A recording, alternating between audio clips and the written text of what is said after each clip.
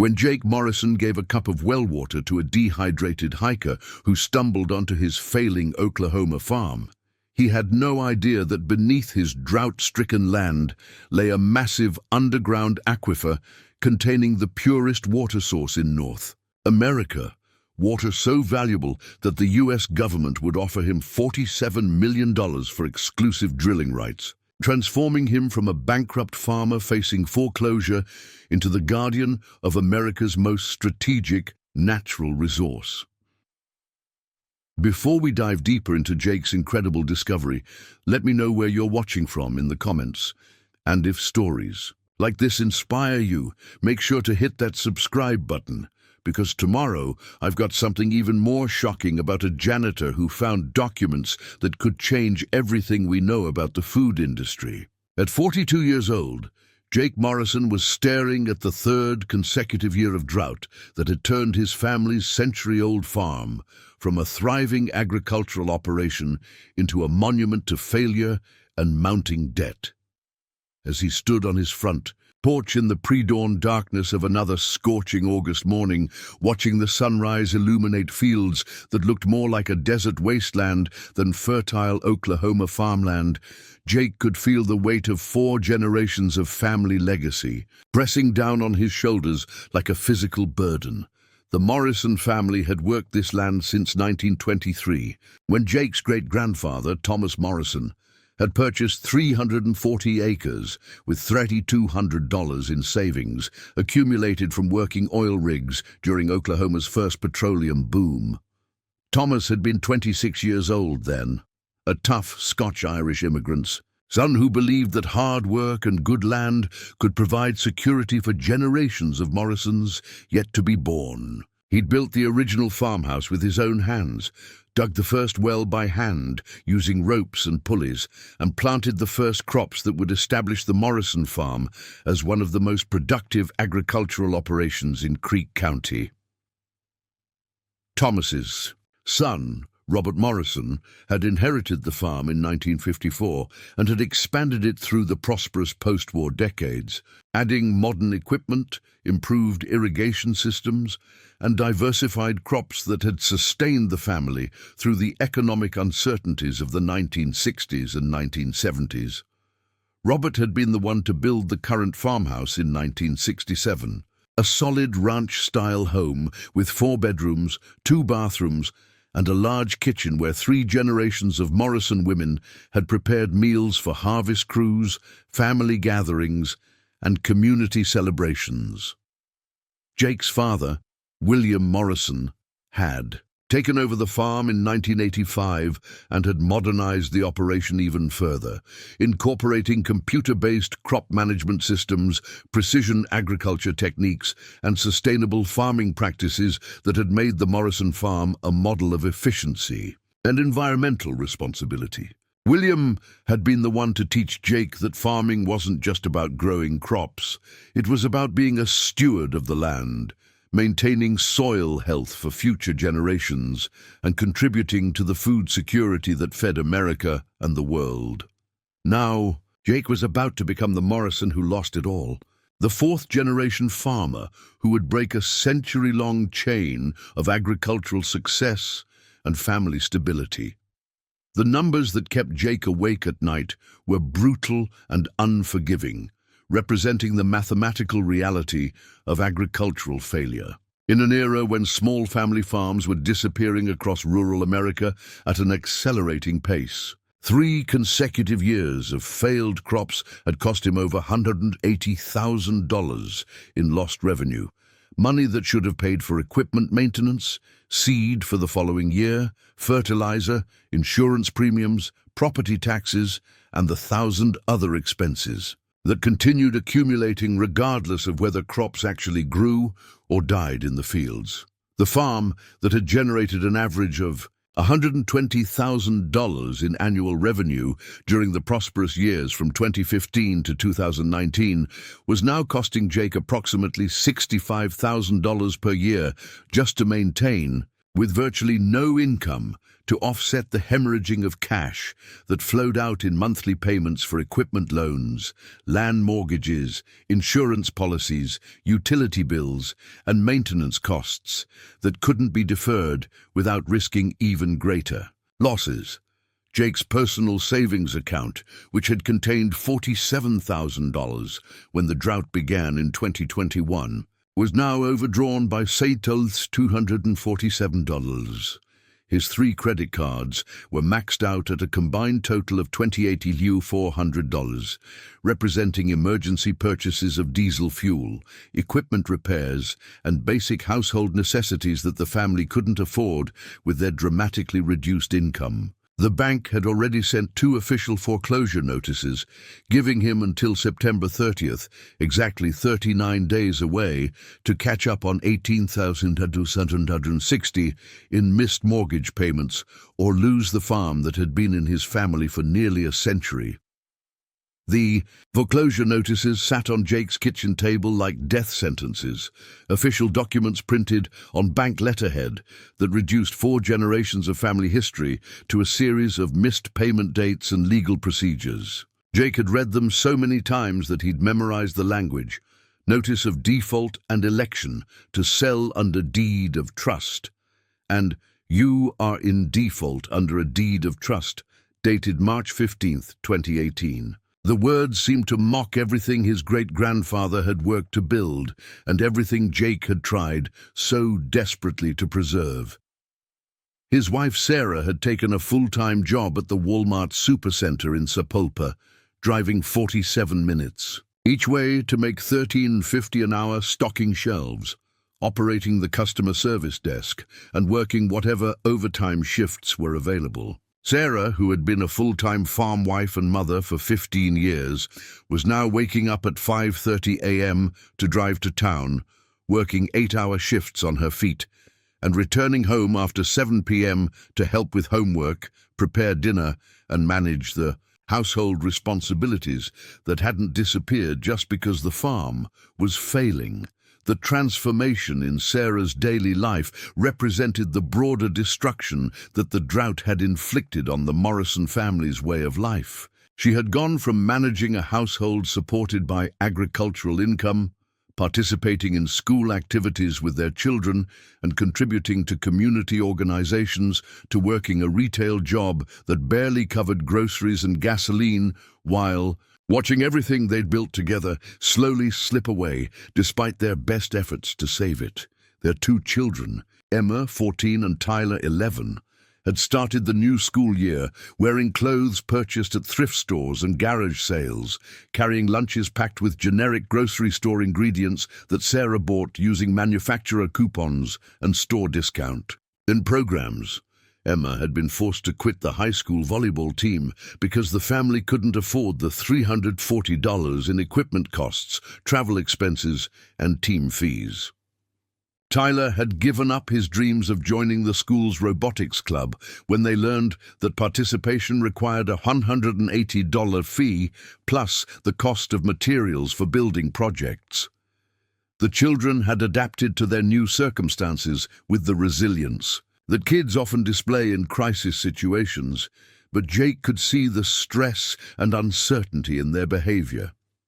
Emma had become quiet and withdrawn, spending most of her time in her room doing homework or reading library books instead of socializing with friends whose families could still afford activities and entertainment. Tyler had started asking pointed questions about money, wanting to know why they couldn't afford things that had been routine expenses just 3 years earlier, displaying the kind of financial anxiety that no 11-year-old should have to carry.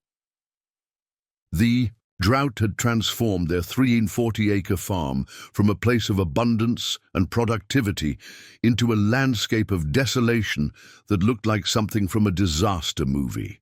The cornfields, which should have been 8 feet tall and heavy, with mature ears by late August, consisted of brown, stunted stalks that barely reached Jake's chest, with leaves so brittle and dry that they crumbled into dust when touched. The wheat fields that had produced bumper crops for decades were now empty expanses of cracked earth, where nothing grew except occasional patches of drought-resistant weeds that mocked the Morrison family's agricultural expertise. The family's 40-head cattle herd had been sold off in May, when Jake could no longer afford the $200 per day in feed costs required to keep them alive on pastures that had turned to dust and stubble. The chicken coop, which had housed 200 laying hens that provided both eggs for the family and additional income from sales to neighbors and local restaurants, now sat empty after Jake had been forced to sell the entire flock to pay for Tyler's asthma medication and Emma's dental work.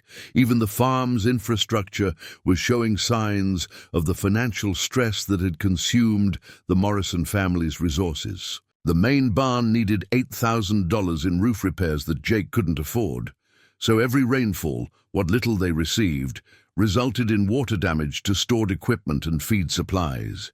The irrigation system, which had cost $15,000 to install in 2019, was failing piece by piece as pumps burned out and pipes cracked, but replacement parts were impossible to afford when the family was choosing between groceries and electricity payments. The farmhouse itself, built by Jake's grandfather in 1967 and lovingly maintained for over 50 years, was beginning to show signs of deferred maintenance that would have been unthinkable during the farm's prosperous years. The central air conditioning system had failed in June during a heat wave that saw temperatures reach 107 degrees for 8 consecutive days, and the family had spent the summer using box fans and open windows to survive Oklahoma's brutal heat and humidity. The roof was developing leaks that Jake temporarily patched with tar and roofing cement, but proper repairs would require professional contractors and materials that were far beyond their current budget. The front porch, where 4 generations of Morrison men had sat in the evenings to plan the next day's work and discuss the weather patterns that determined their livelihood, was developing structural problems as the wooden support posts rotted and the concrete foundation cracked from years of extreme temperature fluctuations. The exterior paint, which Jake's father had touched up annually as a matter of pride, was peeling and fading, giving the entire property the worn, defeated appearance of a family that was losing its battle against circumstances beyond their control. Jake had spent countless hours over the past 2 years applying for every agricultural assistance program, drought relief fund, emergency loan program, and disaster assistance initiative available to Oklahoma farmers through federal, state, and county agencies. The application process had become a part-time job in itself, requiring detailed financial records, crop yield histories, soil analyses, and documentation that took weeks to compile and submit for each program. Most applications had been denied due to previous loan obligations that made Jake ineligible for additional credit, income requirements that disqualified struggling farmers who needed help the most, or bureaucratic restrictions that seemed designed to prevent assistance from reaching the farmers who were actually facing genuine emergencies. The few programs that had approved assistance, a $200 emergency payment from the county, an $800 disaster relief grant from the state, provided amounts so small that they barely covered a single month's worth of basic expenses while doing nothing to address the underlying financial crisis that was consuming the farm's resources. Jake had also explored every possible alternative income source available to rural Oklahoma farmers facing similar circumstances. He'd investigated leasing portions of his land to hunting clubs, but the drought had eliminated most of the wildlife that hunters sought. He'd considered establishing a wedding venue or event space, but that would require permits, insurance, and facility improvements that were impossible to afford. He'd looked into direct marketing of farm products, but you needed successful crops before you could sell anything direct to consumers. The emotional and psychological toll of watching 4 generations of family legacy disintegrate was even worse than the financial devastation. Jake had grown up believing in the fundamental American promise that hard work, dedication, and responsible land stewardship would ensure success and security for his family. His father and grandfather had taught him that farming was not just an occupation but a calling, a way of life that connected families to the land and contributed to the essential work of feeding America and the world. The drought had shattered those beliefs, replacing them with a crushing sense of helplessness and personal failure that kept Jake awake most nights, staring at the ceiling and running calculations that never resulted in viable solutions. He'd begun to question everything he'd been taught about farming, work ethic, and the relationship between effort and reward. How could 3 generations of successful farmers have been so wrong about the reliability of agriculture as a foundation? And for family security, Sarah tried to maintain optimism for the sake of their children, talking about riding out the drought and things turning around next season. But Jake could see the stress and exhaustion in her eyes, could hear the forced cheerfulness in her voice when she discussed their situation with the children or with neighbors who asked how the family was holding up. She was working longer hours at Walmart, taking on extra shifts whenever they were available, but her retail income of approximately $2,100 per month couldn't possibly cover the expenses of maintaining a 340-acre farm that required constant financial inputs even when it generated no revenue. The children had gradually stopped asking about the family vacations, new clothes, entertainment expenses, and activities that had been routine parts of their lives before the drought. Emma had learned not to mention friends' social media posts about trips to amusement parks, shopping expeditions, or restaurant meals that were now impossible for the Morrison family to afford. Tyler had stopped requesting toys, video games, or sports equipment, instinctively understanding that his parents were struggling with expenses far more serious than children's entertainment. Both children had developed a premature awareness of adult financial stress that showed in their conversations, their behavior, and their interactions with friends whose families weren't facing similar crises. Emma had started babysitting for neighbors to earn small amounts of spending money that she saved carefully instead of spending on typical teenage purchases. Tyler had begun collecting aluminum cans from roadside ditches, understanding somehow that every small contribution might make a difference for his family's survival. Jake's neighbors throughout Creek County were facing similar struggles, creating a community-wide crisis that was dismantling the rural social structure that had supported local families for generations. The Miller Farm, 3 miles south, had been sold to a corporate agricultural operation in July. The Patterson family, who had been the Morrisons' closest neighbors for 22 years, were planning to sell their land to developers who wanted to build a subdivided residential community for people who worked in Tulsa but preferred to live in the country. The local grain elevator, which had been the economic and social center of the farming community for over 60 years, had closed.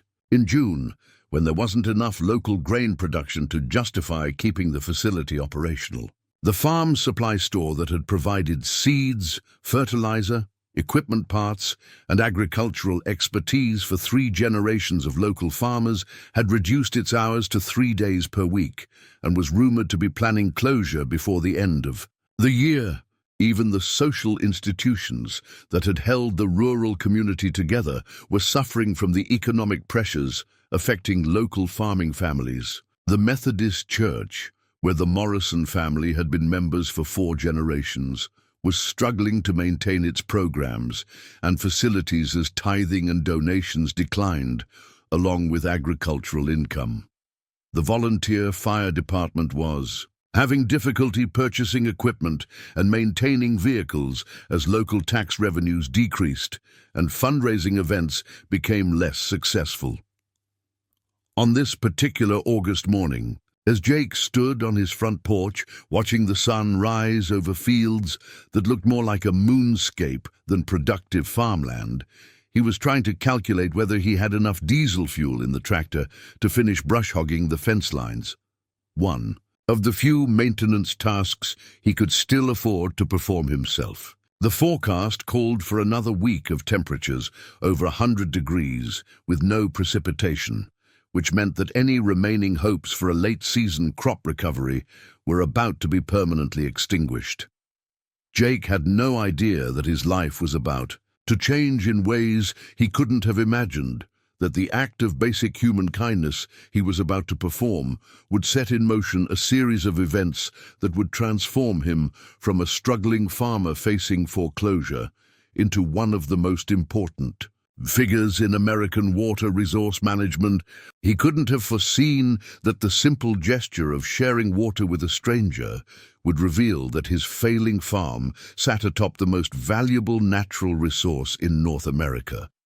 But first, an exhausted hiker would need to stumble onto his property, desperate for the one thing Jake's farm still possessed in abundance: the clean, pure water that had been flowing from the Morrison family well for over a century.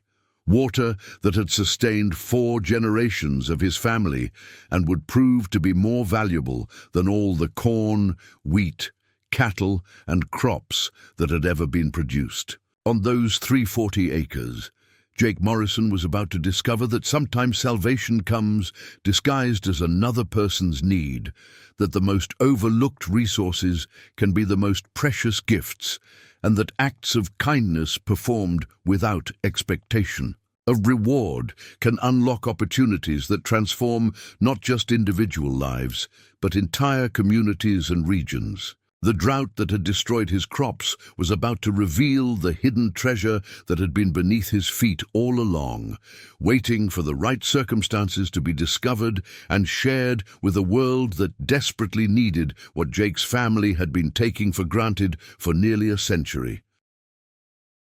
It was 2:30 in the afternoon on August 15th, when Jake first spotted the figure stumbling across his north pasture, moving in an erratic pattern that immediately caught his attention as he sat on his front porch, trying to calculate whether he could afford to run the irrigation system one more time before the bank foreclosure deadline. The temperature had reached 104 degrees, with humidity levels that made the air feel thick enough to swim through, and Jake's first thought was that someone was in serious trouble to be walking across open farmland in the middle of an Oklahoma heat wave.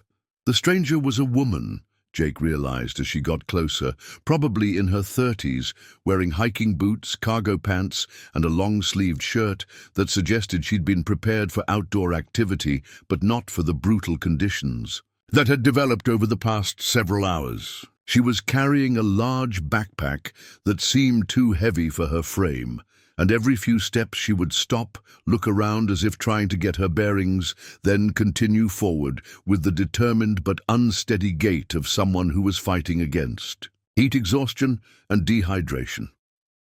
Jake stood up from his porch chair, his farmer's instincts immediately recognizing the signs of someone in distress. He'd seen enough cattle suffering from heat stress to know what dehydration looked like, and this woman was displaying all the classic symptoms: unsteady movement, frequent stops to rest, and the kind of focused determination that people exhibit when they're pushing their bodies beyond safe limits because they don't have any other choice.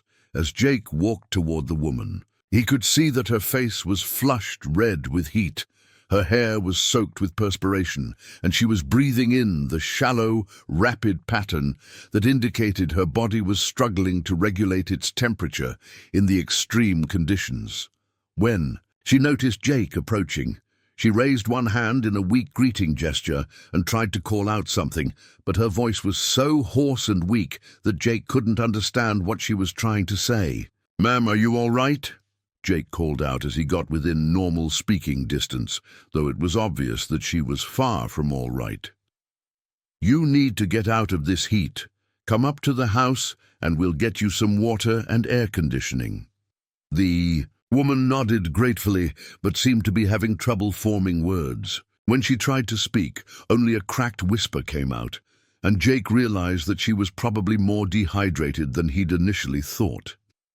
He immediately went to her side, took her backpack to lighten her load, and helped support her as they walked toward the farmhouse, noting that she was leaning heavily on his arm and her skin felt dangerously hot to the touch. "My name's Jake Morrison," he said as they made their way slowly toward the house. "This is my farm. We're going to get you cooled down and hydrated, and then we can figure out where you were trying to get to and how to get you there safely."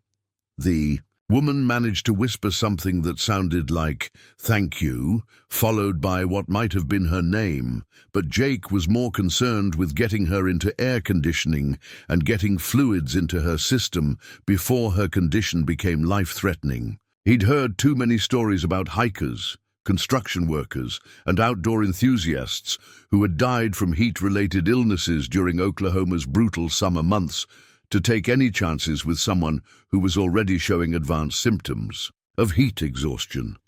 Once they reached the farmhouse, Jake immediately brought the woman into the living room, where the box fans were creating at least some circulation of air, though the lack of air conditioning meant the indoor temperature was still in the upper 80s.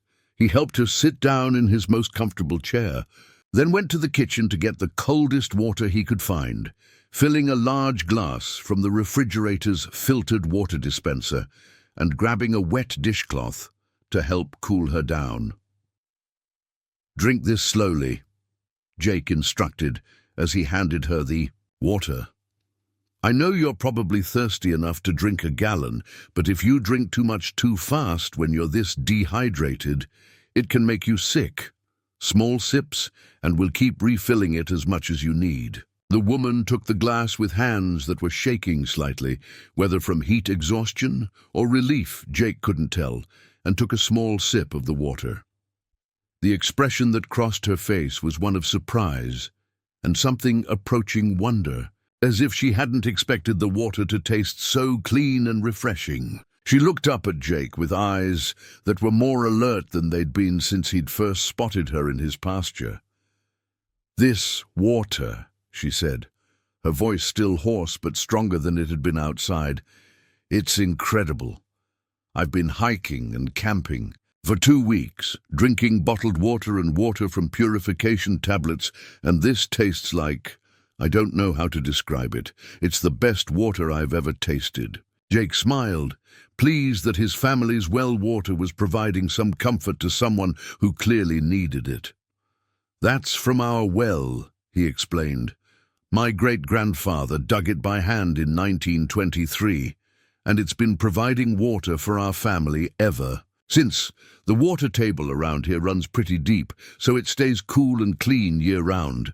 We've never had to treat it or filter it beyond the basic system we installed a few years ago." The woman took another sip, this time larger than the first, and Jake could see that the combination of the water and getting out of the direct heat was already beginning to help her condition. Some of the flush was leaving her face. Her breathing was becoming more regular, and she was able to sit up straighter in the chair without seeming like she might collapse. "I'm Dr. Rebecca Martinez," she said, extending her hand to Jake in a formal introduction. "I'm a hydrologist with the U.S. Geological Survey, and I've been conducting a water quality assessment of underground aquifers throughout this region. I got separated from my research team this morning when my GPS malfunctioned, and I've been trying to find my way back to our base camp for the past 6 hours." Jake shook her hand, intrigued by her profession and wondering what kind of water quality assessment would bring a federal scientist to his corner of rural Oklahoma. "A hydrologist?" he asked. "You study water systems?" "Among other things," Dr. Martinez replied, taking another sip of the well water and looking thoughtful. "I specialize in groundwater resources, particularly in identifying and assessing aquifer systems that might be suitable for large-scale water supply projects. The federal government has been conducting a comprehensive survey of water resources throughout the southwest and southern plains, trying to identify sustainable sources of clean water for urban areas that are experiencing rapid population growth. She paused to drink more water, and Jake refilled her glass from the kitchen pitcher, noting that she seemed genuinely surprised by the quality and taste of what his family had always taken for granted as simply their normal drinking water. "The reason I'm out here," Dr. Martinez continued, "is that satellite imaging and geological surveys have identified this area as potentially sitting on top of a significant aquifer system. But we haven't been able to locate specific points where we can access and test the water quality. Most of the wells in this area are either too shallow to reach the main aquifer, or they're contaminated by agricultural runoff, petroleum byproducts, or natural mineral deposits that make the water unsuitable for municipal use." Jake listened with growing interest, beginning to understand that Dr. Martinez's presence on his farm might not be the random accident it had initially appeared to be. "So you're looking for clean water sources that cities could use?" "Exactly," Dr. Martinez said, finishing her second glass of water and looking significantly more alert and healthy than she had when Jake had first spotted her in his pasture. Urban areas throughout Texas, Oklahoma, Kansas, and New Mexico are experiencing water shortages due to population growth, industrial development, and climate change patterns that are reducing surface water supplies. The federal government is trying to identify groundwater resources that could supplement existing water systems and provide long-term sustainability for regional development. She looked around Jake's living room, taking in the modest furnishings and the family photographs that chronicled 4 generations of Morrison family life on the farm. And Jake could see her making mental calculations about the property and its potential significance to her research project. "Mr. Morrison," she said, "would you mind if I asked you some questions about your well? How deep is it? How long have you been using it? And have you ever had the water tested for quality or mineral content?" Jake was happy to share what he knew about the family well, though he realized that most of his information was based on family stories and practical experience rather than scientific analysis. "My great-grandfather dug it by hand to about 30 feet, but my father had it deepened to 60 feet back in the 1980s when we were having a dry spell and the water level dropped. We've been using it continuously for over a century, and we've never had any problems with quality or quantity. Even during this drought, when a lot of our neighbors' wells have gone dry or started producing water that tastes bad, ours has kept flowing at the same rate and quality it always has." Dr. Martinez nodded, taking notes in a small waterproof notebook that she'd pulled from one of her cargo pockets. "Have you ever had the water tested by a laboratory for bacteria, minerals, chemical contaminants, that sort of thing?" "We had. It tested when we refinanced the farm mortgage about 5 years ago," Jake replied. "The bank required a water quality test as part of the property appraisal. The results showed that it met or exceeded all federal standards for drinking water quality, with very low levels of minerals and no contamination from bacteria or chemicals. I've still got the report somewhere if you'd like to see it." "I would, and very much like to see that report," Dr. Martinez said, her professional interest clearly aroused by what Jake was telling her about his well's consistent performance during drought conditions that had affected other water sources in the area. "But first, would it be possible for me to see the well itself? I'd like to take some preliminary measurements and observations that might help me understand why your water source has remained stable when others in the region have been compromised."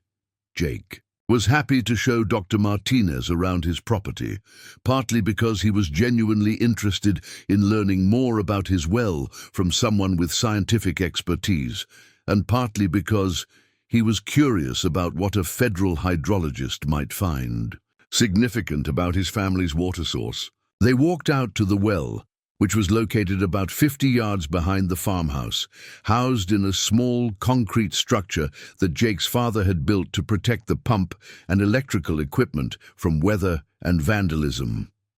Dr. Martinez immediately began taking measurements and observations, using instruments from her backpack to test the water temperature, pH levels, and mineral content. She also used a GPS device to record the exact coordinates of the well location and took photographs of the surrounding area, the well structure, and the geological features that were visible in the immediate vicinity. "This is remarkable," Dr. Martinez said, after spending about 20 minutes conducting her preliminary assessment. "The water temperature is consistently 56 degrees, which suggests that it's coming from a significant depth and is well insulated from surface temperature variations. The pH is nearly neutral at 7.1, and the preliminary mineral content readings are showing very low levels of dissolved solids, which means the water is naturally filtered and purified by whatever geological formations it's passing through before it reaches your well." She continued taking readings and making notes, occasionally asking Jake questions about the well's performance during different seasons and weather conditions. Jake found himself sharing information that he'd never really thought about scientifically. How the water pressure remained constant even during dry periods, how the taste and clarity never varied regardless of surface conditions, how the well had never required any maintenance or treatment beyond basic pump and pipe replacement over the decades. "Mr. Morrison," Dr. Martinez said finally, looking up from her instruments with an expression that Jake couldn't quite interpret, "I need to be completely honest with you about what I'm finding here. Based on these preliminary readings and based on the geological surveys that brought me to this area in the first place, I believe your well is accessing a major aquifer system that could be one of the most significant water resources in a part of North America." Jake stared at her, not sure he understood what she was telling him. "What does that mean exactly?" Dr. Martinez put away her testing equipment and looked directly at Jake with the serious expression of someone who was about to deliver life-changing information. "It means that your property is sitting on top of what could be millions of gallons of the highest quality groundwater in the region. Water that's naturally filtered, consistently available, and suitable for municipal use without treatment. Water that cities and states would pay enormous amounts of money to access, especially as water shortages become more severe throughout the Southwest." She paused, seeming to consider how to explain the full implications of what she was telling him. "Mr. Morrison, if my preliminary assessment is correct, your farm isn't just a piece of agricultural land. It's potentially the access point to a natural resource that could be worth tens of millions of dollars to the right buyers." Jake felt like the ground was shifting beneath his feet, though he wasn't sure whether Dr. Martinez was telling him something wonderful or something that would create problems he wasn't prepared to handle. "Are you saying that our water might be valuable?" "I'm saying," Dr. Martinez replied carefully, "that you might want to consider having your water rights evaluated by an attorney who specializes in natural resource law, because what you've got here could change not just your family's financial situation, but the water supply situation for several million people throughout this region." As Jake stood next to the well that had provided water for his family for over a century, listening to a federal scientist explain that he might be sitting on one of the most valuable natural resources in North America, he couldn't help but think about the irony of the situation. He'd been facing foreclosure on a farm that he'd thought was worthless due to drought and failed crops, and now he was being told that the same property might contain enough valuable water to solve his financial problems and potentially transform the lives of millions of other people who were facing their own water-related challenges.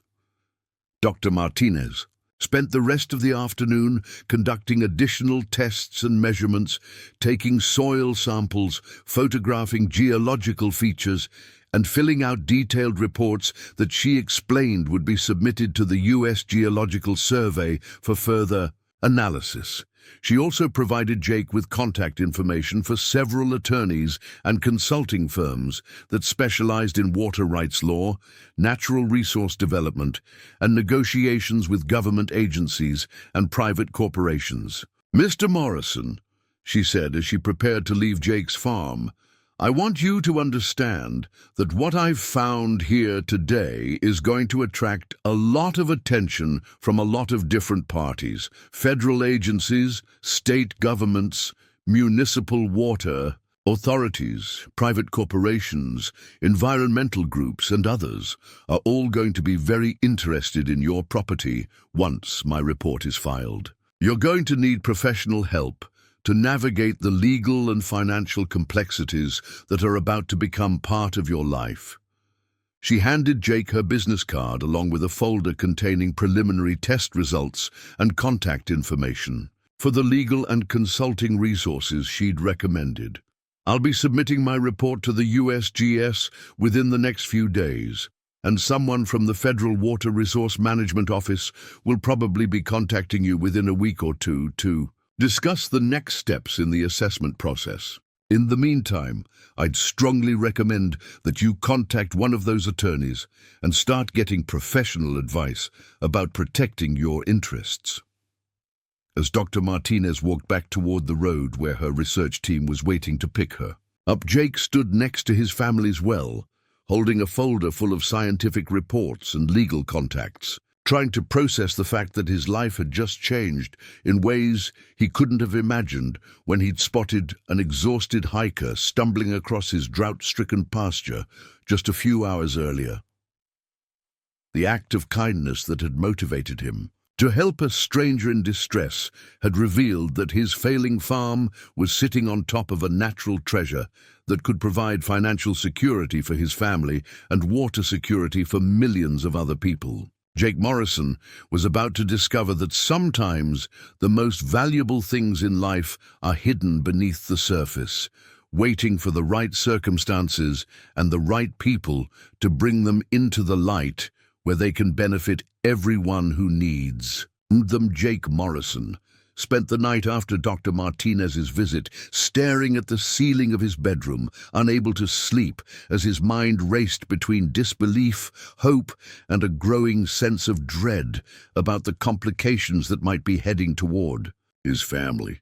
The folder of legal contacts and preliminary test results sat on his nightstand like a loaded weapon, something that could either save his life or blow up everything he'd ever known about his simple existence as a struggling Oklahoma farmer. Sarah had returned from her evening shift at Walmart around 9:30 p.m. to find Jake sitting at the kitchen table, surrounded by scientific reports and legal documents that he was trying to understand without much success. When he'd explained Dr. Martinez's visit and her assessment of their well, Sarah's initial reaction had been skeptical, bordering on dismissive. "Jake, honey," she'd said, setting down her purse and work vest with the tired sigh of someone who'd spent 8 hours on her feet dealing with customer complaints. "I know we're desperate, but you can't let yourself get carried away by some stranger's wild theories about our water being worth millions of dollars. People don't just stumble onto farms and discover buried treasure. That's the kind of thing that happens in movies, not to real families like us." Sarah's pragmatic response reflected the logical arguments that had been battling in Jake's mind since Dr. Martinez had driven away. The rational part of his brain insisted that he was letting himself get carried away by fantasy, that a century-old farm well couldn't possibly contain the kind of natural resource that would solve all their financial problems and transform their lives. The smart thing to do would be to file away the documents, forget about the whole incident, and focus on the realistic options for dealing with their foreclosure crisis. But Jake couldn't stop thinking about the expression on Dr. Martinez's face when she'd tasted their well water. The precision of her scientific instruments and the detailed explanations she'd provided about aquifer systems and water resource management. She hadn't acted like someone promoting a get-rich-quick scheme or trying to take advantage of desperate farmers.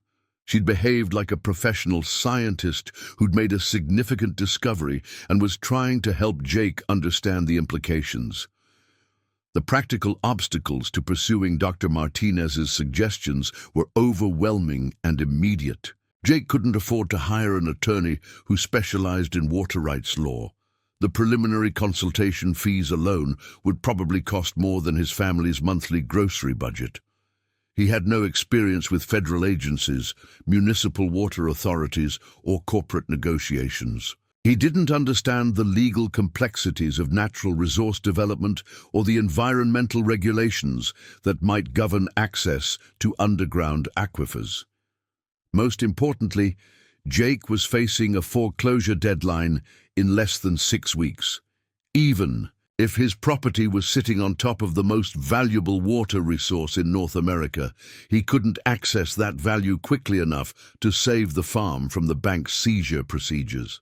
The legal and regulatory processes involved in developing water resources probably took months or years, not the few weeks he had left, before losing everything his family had worked to build. Sarah had made these points repeatedly during their late-night conversation, using the same practical logic that had helped them survive 3 years of drought and financial crisis. Even if this woman is right about our water being valuable, she'd argued, we don't have time to figure out how to profit from it before we lose the farm. We need to focus on solutions that can help us in the next month, not possibilities that might pay off sometime in the future. Jake had agreed with Sarah's reasoning, but he'd also found himself unable to dismiss Dr. Martinez's assessment entirely. Something about her scientific approach and professional credentials made her discovery feel more credible than the desperate fantasies he'd been entertaining about miraculous solutions to their financial crisis. The next morning, after Sarah had left for work and the children had gone to school, Jake made a decision that surprised him with its boldness. Instead of filing away Dr. Martinez's documents and returning to his normal routine of farm maintenance and financial calculations, he decided to spend the day conducting his own investigation into water rights law, aquifer development, and the federal agencies that regulated natural resource management. Jake's first stop was the Creek County Public Library in Sapulpa, where he'd never spent more than a few minutes checking out books for the children's school projects. The librarian, Mrs. Henderson, was happy to help him access the computer terminals and research databases that could provide information about water law, federal regulations, and natural resource development procedures. What Jake discovered during 4 hours of intensive internet research both excited and terrified him. Dr. Martinez had been completely accurate in her assessment of water scarcity issues throughout the Southwest and Southern Plains. Urban areas in Texas, New Mexico, Arizona, and even parts of Oklahoma were experiencing serious water supply challenges due to population growth, industrial development, and climate change patterns that were reducing surface water availability. Federal and state governments were actively seeking new sources of clean groundwater to supplement existing municipal systems, and they were willing to pay substantial amounts for access to high-quality aquifer resources. Jake found examples of water rights deals where individual property owners had received millions of dollars for granting access to underground water sources, and municipalities that had paid premium prices for long-term water supply contracts with private landowners. But Jake also discovered that the legal and regulatory landscape surrounding water rights was incredibly complex, involving federal agencies, state authorities, environmental groups, Native American tribal governments, and private corporations that all had different interests and legal standing in natural resource development projects. Property owners who tried to navigate these systems without professional help often found themselves losing control of their resources or accepting deals that dramatically undervalued their assets. The research also revealed that water rights disputes could drag on for years in federal court, with legal costs that often exceeded the ultimate value of the resources being contested. Property owners who challenged government assessments or corporate offers frequently found themselves in extended legal battles that consumed their life savings while providing no guarantee of favorable outcomes. Jake printed out dozens of articles, legal summaries, and case studies that documented both the opportunities and risks associated with water resource development. The information confirmed Dr. Martinez's assessment that his property could potentially be extremely valuable, but it also made clear that accessing that value would require navigating a legal and regulatory maze that was far beyond his current knowledge and financial resources. Jake's next stop was the Creek County Courthouse, where he hoped to research the specific water rights associated with his property and understand what legal claims he might have to the underground aquifer that Dr. Martinez had identified. The county clerk's office maintained records of property deeds, mineral rights, water rights, and other legal instruments that defined ownership and usage rights for local properties. What Jake discovered in the courthouse records was both encouraging and concerning. The original 1923 deed that had transferred the property to his great-grandfather included all water rights, surface and subsurface, appurtenant to the described property, which seemed to give the Morrison family legal ownership of any water resources found beneath their land. Subsequent property transfers and mortgage documents had consistently included language that preserved the family's water rights as part of their property ownership. However, Jake also found references to federal and state laws that had been enacted. Since 1923, laws that gave government agencies certain authority over water resources that were deemed to be of strategic importance to regional development or essential to interstate commerce and navigation.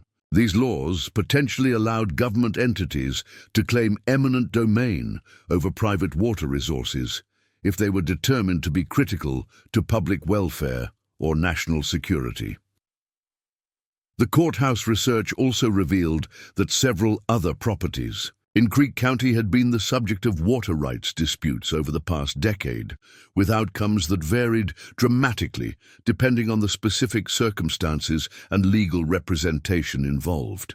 Some property owners had successfully negotiated lucrative contracts with municipalities and corporations, while others had lost control of their water resources through eminent domain proceedings or unfavorable court decisions. Jake spent the afternoon at the courthouse, making copies of relevant documents and trying to understand the legal framework that would govern any future development of his property's water resources. The more he learned, the more he realized that Dr. Martinez had been correct when she'd warned him about the need for professional legal help to protect his interests. That evening, Jake presented his research findings to Sarah and the children, spreading out copies of legal documents, newspaper articles, and case studies across their kitchen table like evidence in a detective investigation. Emma and Tyler listened with the wide-eyed fascination of teenagers who were beginning to understand that their family might be facing circumstances that were far more complex and significant than the simple foreclosure crisis they'd been dealing with for months. "Dad," Emma asked after Jake had explained the basics of water rights law and aquifer development, "does this mean we might not lose the farm? If our water is really valuable, couldn't we use that to pay off the bank and keep our house?" Jake looked at his daughter's hopeful expression and tried to provide an honest assessment that wouldn't raise unrealistic expectations. "It's possible, sweetheart, but it's not that simple.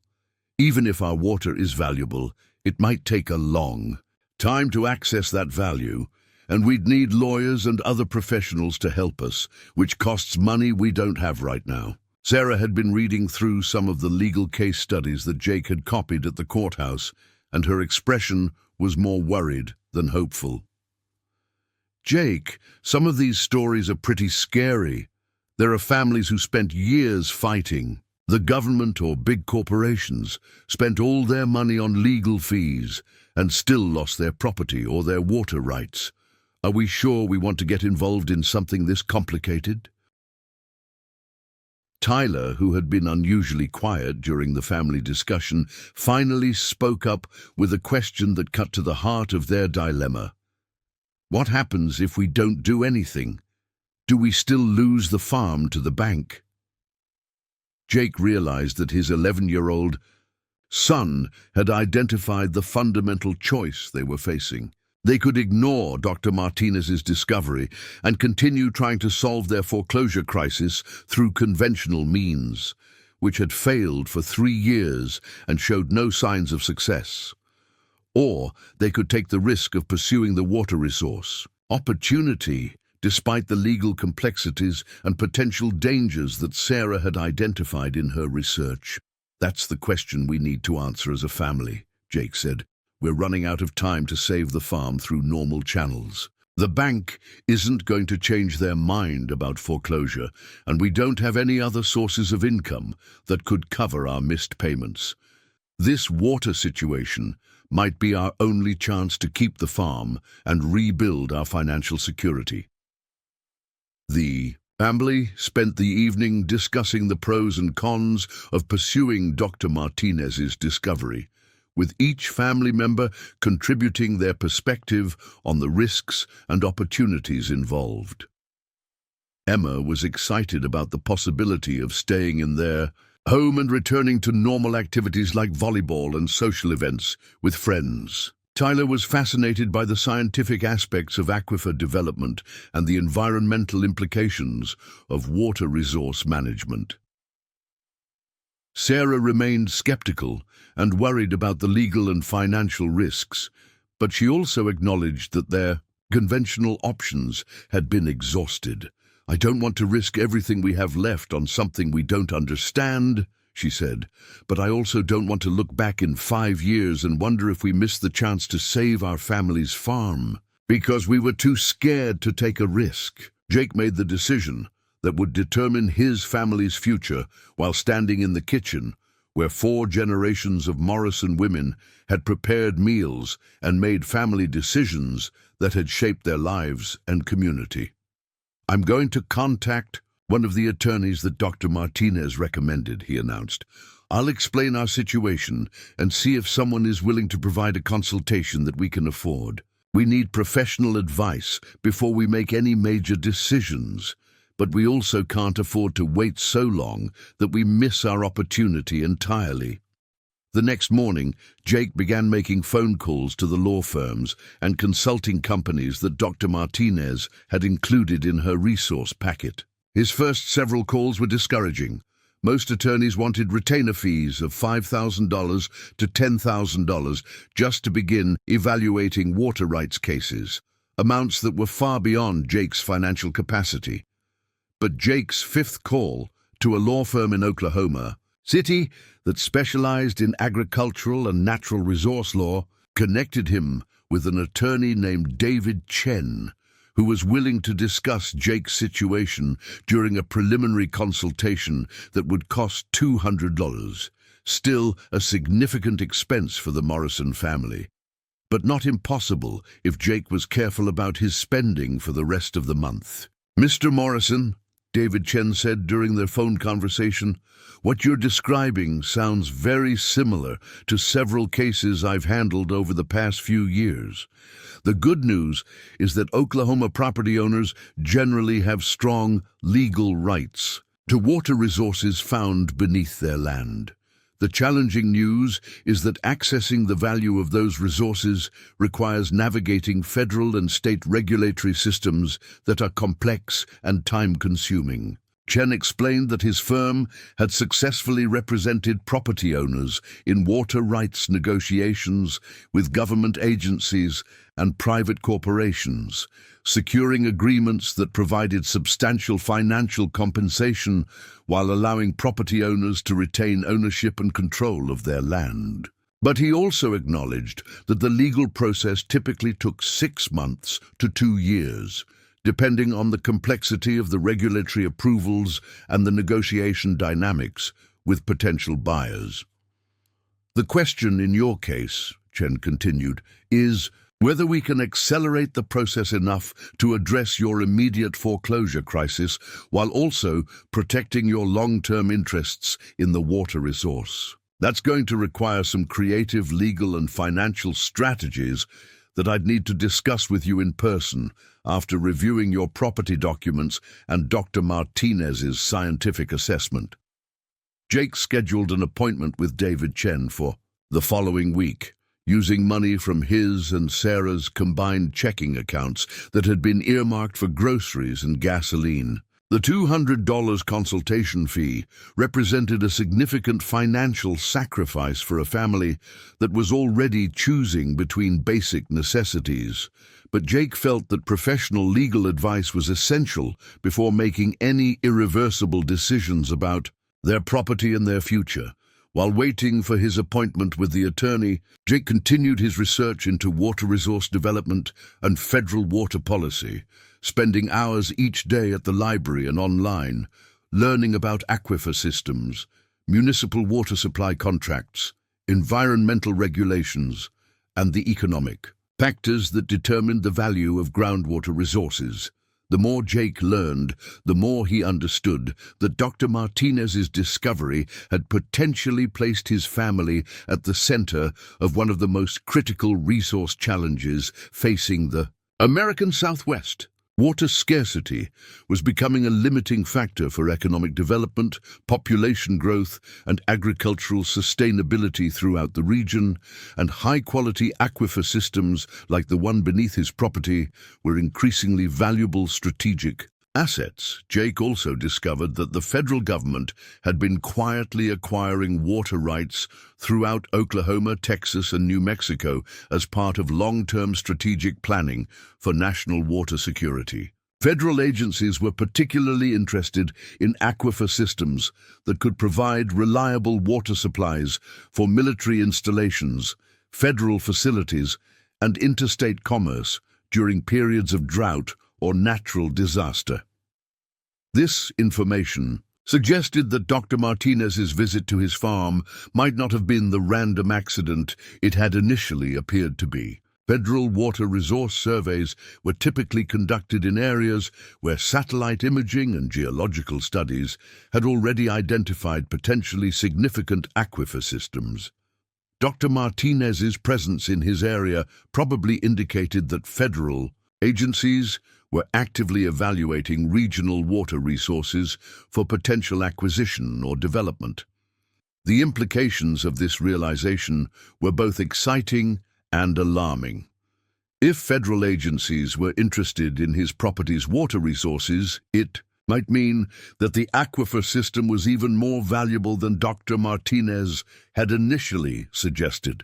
But it also meant that Jake might find himself negotiating with government entities that had far greater legal resources and political influence than private corporations or municipal water authorities. As Jake prepared for his consultation with David Chen, he compiled all of his research findings, property documents, and Dr. Martinez's scientific reports into a comprehensive file that would allow the attorney to provide informed advice about the legal and financial options available to the Morrison family.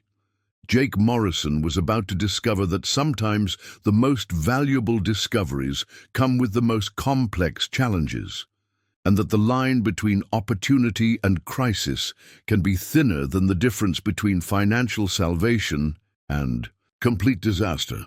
The well water that had sustained his family for 4 generations was about to become the center of negotiations that could transform their lives or destroy everything they'd worked to build together. The investigation phase was complete, and now Jake would have to decide whether to commit his family's future to a path that promised either unprecedented success or devastating failure, with no guarantee of which outcome would ultimately prevail. The law offices of Chen Rodriguez and associates occupied the 15th floor of a glass and steel tower in downtown Oklahoma City that made Jake Morrison feel like he was visiting another planet. As he stood in the marble-floored lobby, wearing his best khaki pants and a button-down shirt that Sarah had ironed specially for the occasion, Jake couldn't help but calculate that the monthly rent for this single office suite probably exceeded his family's entire annual income during the prosperous farming years. David Chen turned out to be a surprisingly young man, probably in his mid-30s, who greeted Jake with a firm handshake and the kind of confident professionalism that Jake associated with people who had never worried about choosing between groceries and prescription medications.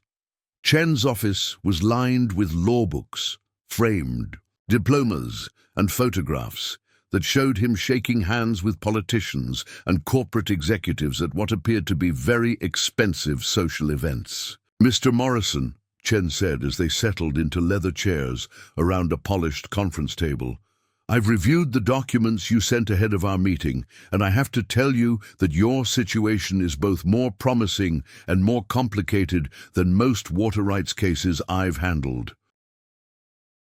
Chen spread out copies of Dr. Martinez's scientific reports, Jake's property deeds, and several legal documents that his firm had prepared based on their preliminary research into the Morrison family's water resources.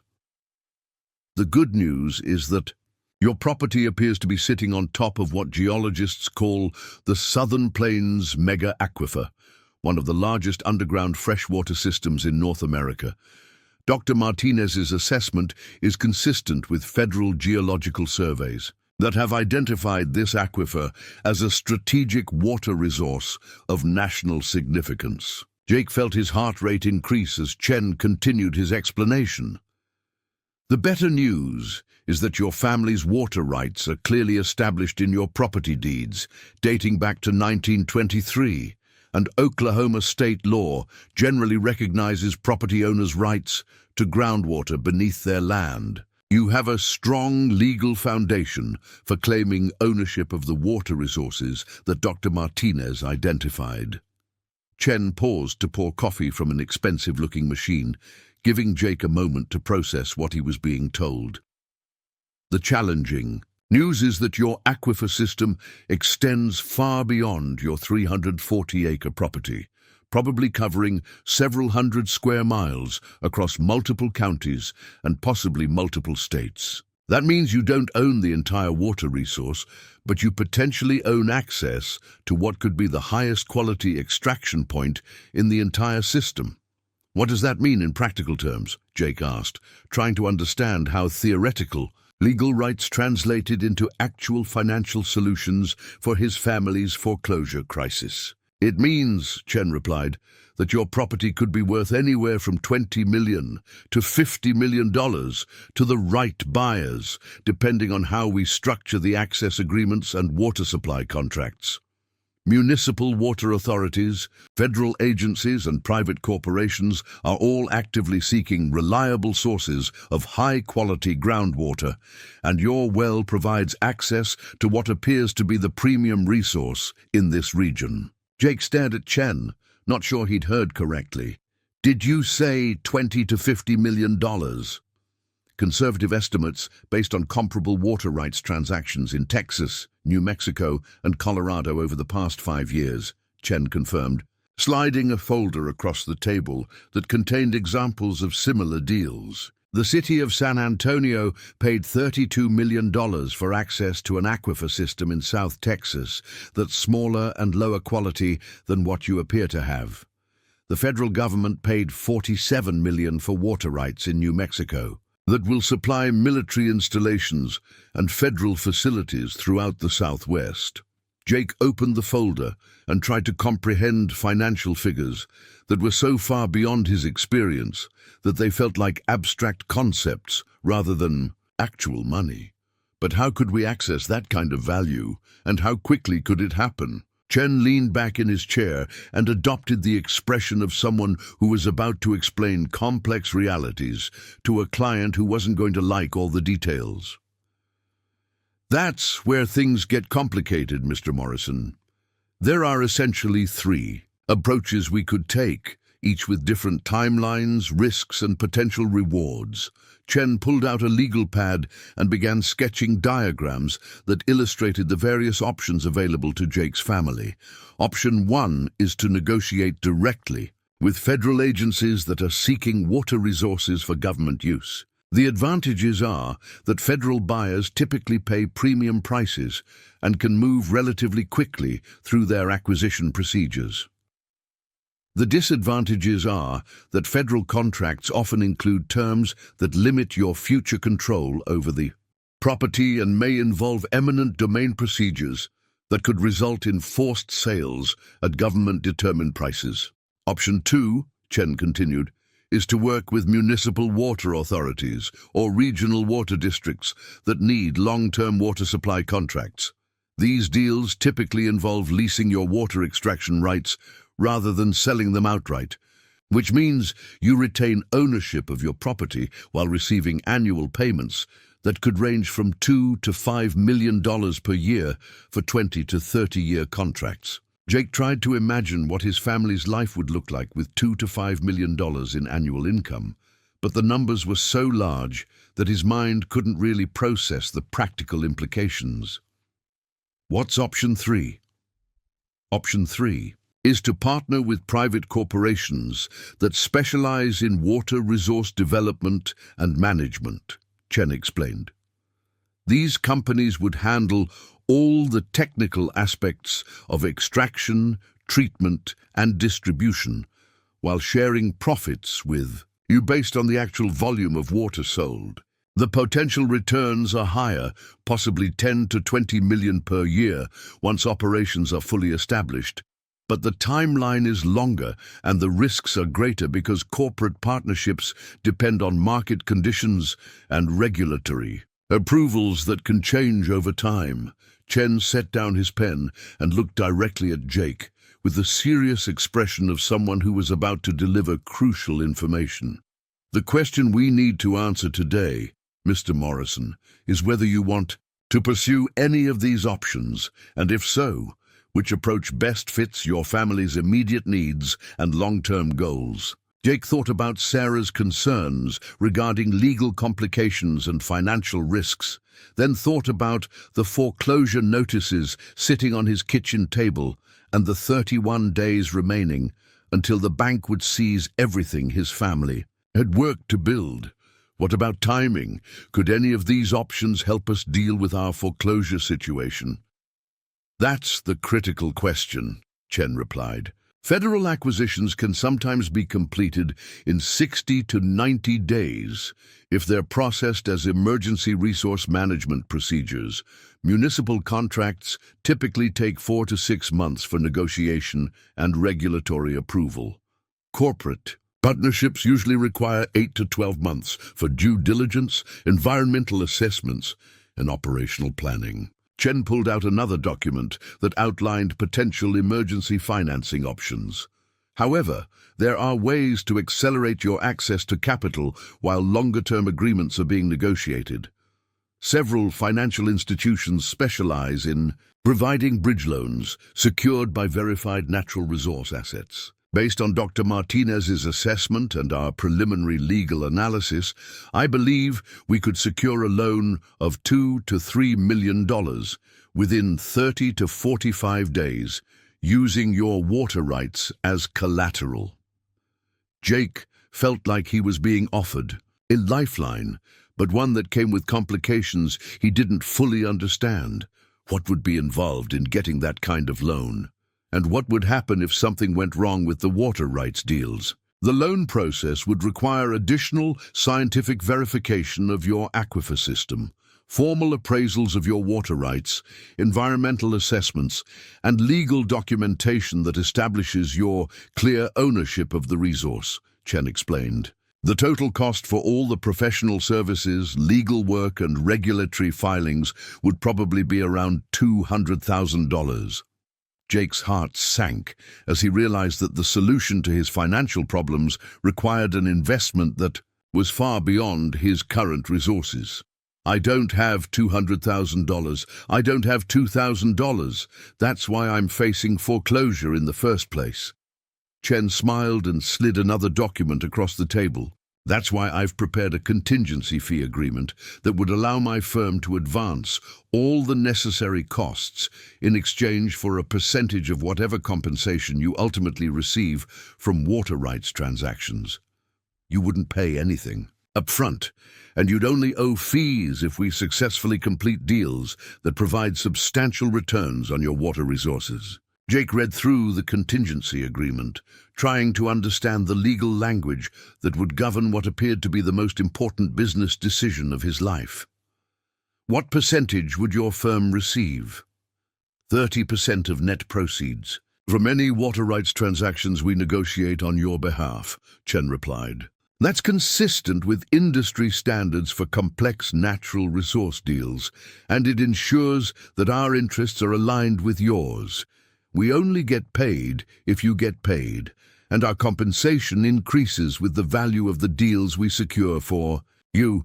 Jake tried to calculate what 30% of $20 to $50 million would mean in practical terms, but the numbers were so large that the mathematics felt abstract. What mattered more was that Chen's proposal offered a path forward that didn't require upfront costs that Jake couldn't afford, while potentially providing solutions to both his immediate foreclosure crisis and his family's long-term financial security.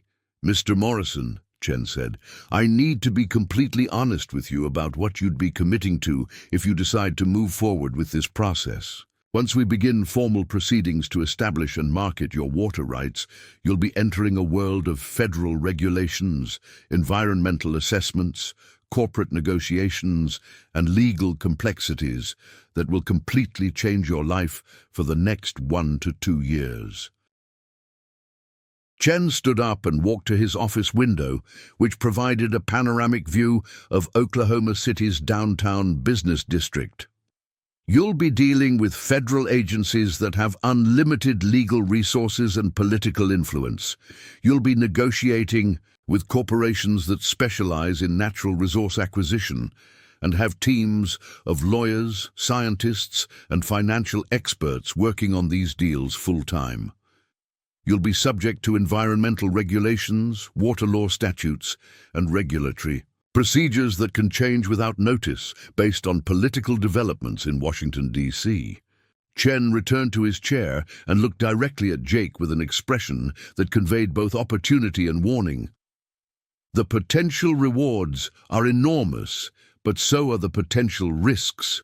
If something goes wrong, if environmental assessments reveal problems, if regulatory approvals are denied, if market conditions change, if political factors affect federal water policy, you could find yourself worse off than you are today, with legal obligations and financial commitments that you can't meet." Jake sat in silence for several minutes, trying to weigh the risks and opportunities that Chen had outlined against the certainty of losing his farm to foreclosure if he did nothing. The choice seemed to be between accepting guaranteed failure through inaction or risking catastrophic failure through action that might also lead to unprecedented success. "What do you recommend?" Jake asked finally. Chen smiled and leaned forward with the enthusiasm of someone who had found a professionally challenging case that also offered the potential for substantial financial rewards. "I recommend that we proceed with a modified version of Option 1, federal agency negotiations, combined with bridge financing that can address your immediate foreclosure crisis while we pursue longer-term water rights agreements." Chen pulled out a timeline that illustrated how the various processes would unfold over the next 6 to 12 months. "We'll begin by filing formal notices with relevant federal agencies, establishing your legal claims to the water resources, and initiating discussions with potential buyers. Simultaneously, we'll arrange bridge financing that can pay off your existing mortgage and provide working capital while negotiations proceed.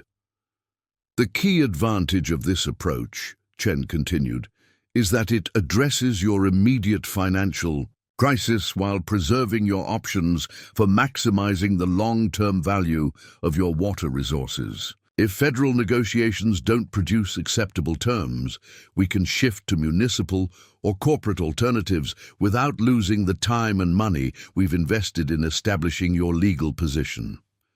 Jake realized that Chen was offering him exactly what he needed, a way to save his farm from immediate foreclosure while pursuing opportunities that could transform his family's financial circumstances permanently. But he also understood that accepting Chen's proposal would mean committing his family to a process that would change everything about their lives, with no guarantee that the changes would ultimately be positive. "I need to discuss this with my wife and children," Jake said. "This affects all of us, and I can't make this decision without their input and agreement." Chen nodded approvingly. "That's exactly what I would recommend. Take the documents home, discuss the options with your family, and call me within the next week with your decision. But keep in mind that timing is critical. The longer we wait to begin the legal and regulatory processes, the more difficult it becomes to address your foreclosure deadline while also maximizing the value of your water rights." Jake gathered up the folders, legal documents, and financial projections that Chen had prepared, realizing that he was carrying information that could either save his family or destroy everything they had left. The drive home from Oklahoma City gave him 90 minutes to think about how to present Chen's proposal to Sarah and the children in a way that conveyed both the incredible opportunities and the serious risks involved. When Jake arrived home that evening, he found Sarah in the kitchen preparing dinner with ingredients that represented careful budgeting and strategic use of manufacturers' coupons. Emma was at the kitchen table working on homework, and Tyler was in the living room building something with Lego blocks that he'd owned since he was 7 years old. The scene represented the modest but stable family life that the Morrisons had built together, and that Jake was now considering risking on the possibility of achieving something far greater or losing everything in the process. "How did the meeting go?" Sarah asked as she stirred a pot of spaghetti that would provide dinner for the family and leftovers for Jake's lunch the next day. Jake set Chen's folders on the kitchen counter and tried to find words that would explain the magnitude of what he'd learned without overwhelming his family with information that was difficult to comprehend. "It went well, but it's complicated.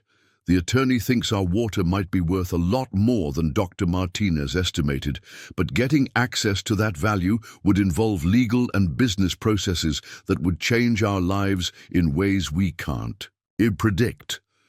Emma looked up from her homework with the sharp attention that teenagers display when they sense that adult conversations might affect their personal circumstances.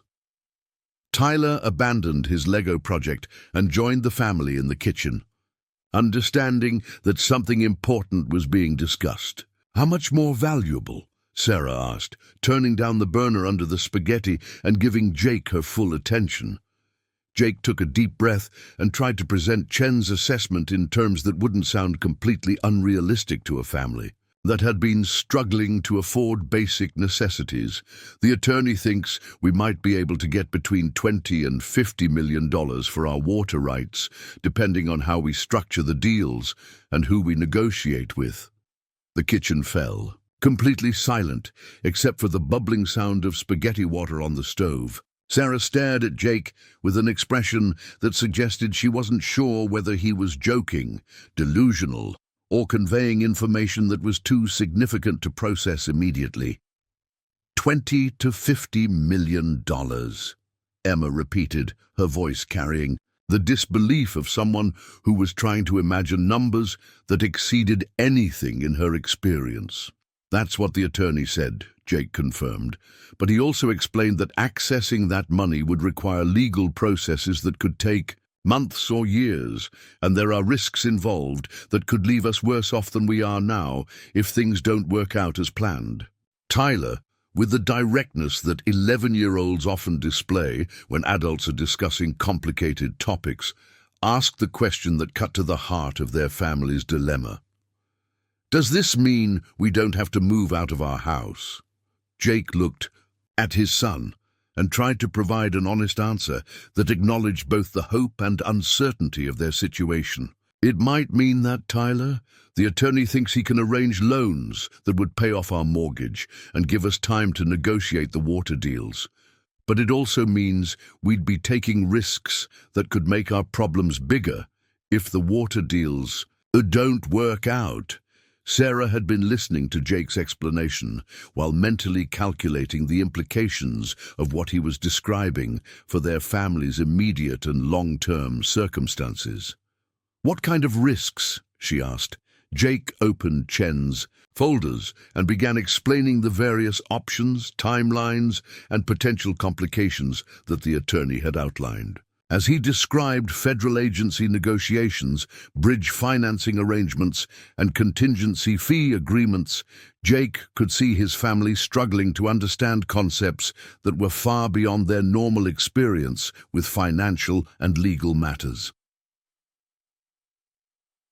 The bottom line, Jake concluded, is that we have to decide whether to bet everything on the possibility that our water is as valuable as the attorney thinks it is, or whether to accept that we're going to lose the farm and try to rebuild our lives somewhere else. The Morrison family spent the evening discussing the most important decision they'd ever faced as a family, weighing the potential for unprecedented success against the risk of catastrophic failure, trying to balance hope against practical caution, and attempting to make responsible choices about an opportunity that was unlike anything they'd ever encountered. Jake Morrison was about to discover that sometimes the biggest opportunities come disguised as the most difficult decisions, and that the line between salvation and disaster can be as thin as the difference between courage and recklessness. The choice his family made in their modest Oklahoma farmhouse kitchen would determine not only whether they kept their home, but whether they became guardians of one of America's most valuable natural resources. The commitment moment had arrived, and there was no way to know whether the path they chose would lead to triumph or tragedy until they had traveled too far to turn back. The Morrison family made their decision on a Sunday evening in late August, sitting around their kitchen table, with David Chen's legal documents spread out like a map to an uncertain future. After 3 days of intense family discussions, calculations, and soul-searching conversations that had kept them all awake at night, they reached a unanimous conclusion that surprised even Jake with its boldness. "We're going to do it," Sarah announced, her voice carrying a mixture of determination and terror that reflected the magnitude of what they were committing to as a family. "We've been playing it safe for 3 years, trying to save the farm through conventional methods, and we're about to lose everything anyway. If we're going to fail, we might as well fail while trying to achieve something extraordinary rather than just accepting defeat." Emma and Tyler had been the deciding factors in the family's decision-making process, both expressing enthusiasm for the possibility of staying in their home and returning to the kind of normal childhood activities that they'd been forced to abandon during the financial crisis. Emma had done her own research into water scarcity issues and had become excited about the possibility that her family's property could help solve environmental problems while also providing financial security. Tyler had been fascinated by the scientific and engineering aspects of aquifer development and had spent hours reading about groundwater systems and municipal water supply projects. "I think we should trust Dr. Martinez and Mr. Chen," Emma had argued during one of their family discussions. "They're both experts in their fields, and they both think our water is really valuable. Maybe this is the opportunity we've been praying for, and we just need to be brave enough to take it." Jake called David Chen the next morning to inform him that the Morrison family was ready to proceed with the water rights development process. Chen's response was immediate and enthusiastic, reflecting his professional excitement about a case that offered both significant financial potential and interesting legal challenges. "Excellent decision, Mr. Morrison," Chen said. "I've already begun preliminary work on your case, and I have some very encouraging news to share with you. Dr. Martinez's report has generated substantial interest from federal agencies, and I've received preliminary inquiries from 3 different organizations that might want to negotiate for access to your water resources." Chen explained that the U.S. Bureau of Reclamation, which managed water resources for western states, had identified Jake's aquifer system as a priority acquisition target for a new regional water management project. The Department of Defense had expressed interest in the water source for supplying military installations throughout Oklahoma and Texas. Most intriguingly, the Federal Emergency Management Agency was evaluating the aquifer as a strategic resource for disaster relief operations throughout the Southern Plains region. "The good news," Chen continued, "is that federal interest in your property suggests that the water resource is even more significant than we initially estimated. The challenging news is that federal agencies typically prefer to negotiate from positions of strength, using regulatory authority and eminent domain procedures to acquire resources at prices they determine, rather than prices that reflect true market value." Chen had developed a strategy to leverage the competing federal interests, while also exploring private sector alternatives that might offer better financial terms for the Morrison family.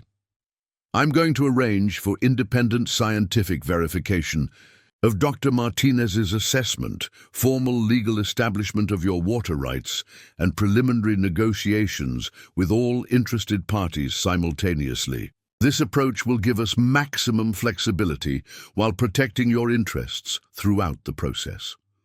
The next 6 weeks transformed Jake Morrison's life in ways that made his previous existence as a struggling farmer seem like ancient history. Instead of spending his days maintaining failing crops and calculating impossible solutions to unpayable debts, Jake found himself traveling to meetings with federal officials, corporate executives, and technical experts who treated him like a significant player in regional water resource management rather than a desperate farmer facing foreclosure.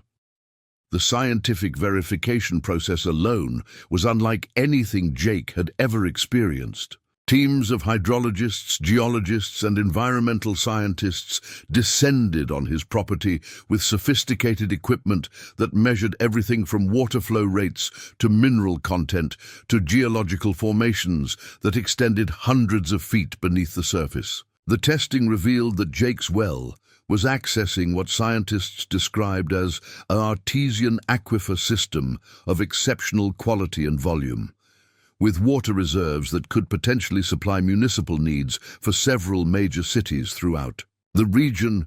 Dr. Martinez returned to Jake's farm as part of the federal scientific team, and her original assessment proved to be conservative compared to what the comprehensive testing revealed. "Mr. Morrison," she explained during one of the technical briefings, "your property isn't just sitting on top of a valuable water resource. It's located at what appears to be the optimal access point for one of the largest and highest quality freshwater aquifers in North America. The water quality is so exceptional that it requires minimal treatment for municipal use, and the flow rates are sufficient to support large-scale extraction without depleting the overall system."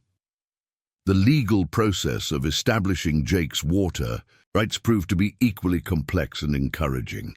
David Chen's firm conducted exhaustive research into federal and state laws, historical property records, and regulatory precedents that might affect Jake's ownership claims. The conclusion was unambiguous. The Morrison family had clear and defensible legal rights to the water resources beneath their property, rights that dated back to their original 1923 property deed and had been consistently preserved through all the subsequent property transfers and legal proceedings. But the most dramatic development occurred exactly 43 days after Jake had signed Chen's contingency agreement. Jake was in his kitchen, reviewing technical reports about aquifer geology, when Chen called with news that would change everything. "Mr. Morrison," Chen said, his voice carrying the excitement of someone who was about to deliver life-changing information, "I need you to sit down. The Department of Defense has made a formal offer for exclusive access to your water resources, and the terms are far beyond what we discussed as realistic possibilities." Jake sat down at his kitchen table, surrounded by scientific reports and legal documents that had become his new normal over the past month and a half. "What kind of offer?" "They're proposing a 25-year contract that would pay your family $87 million over the life of the agreement," Chen announced.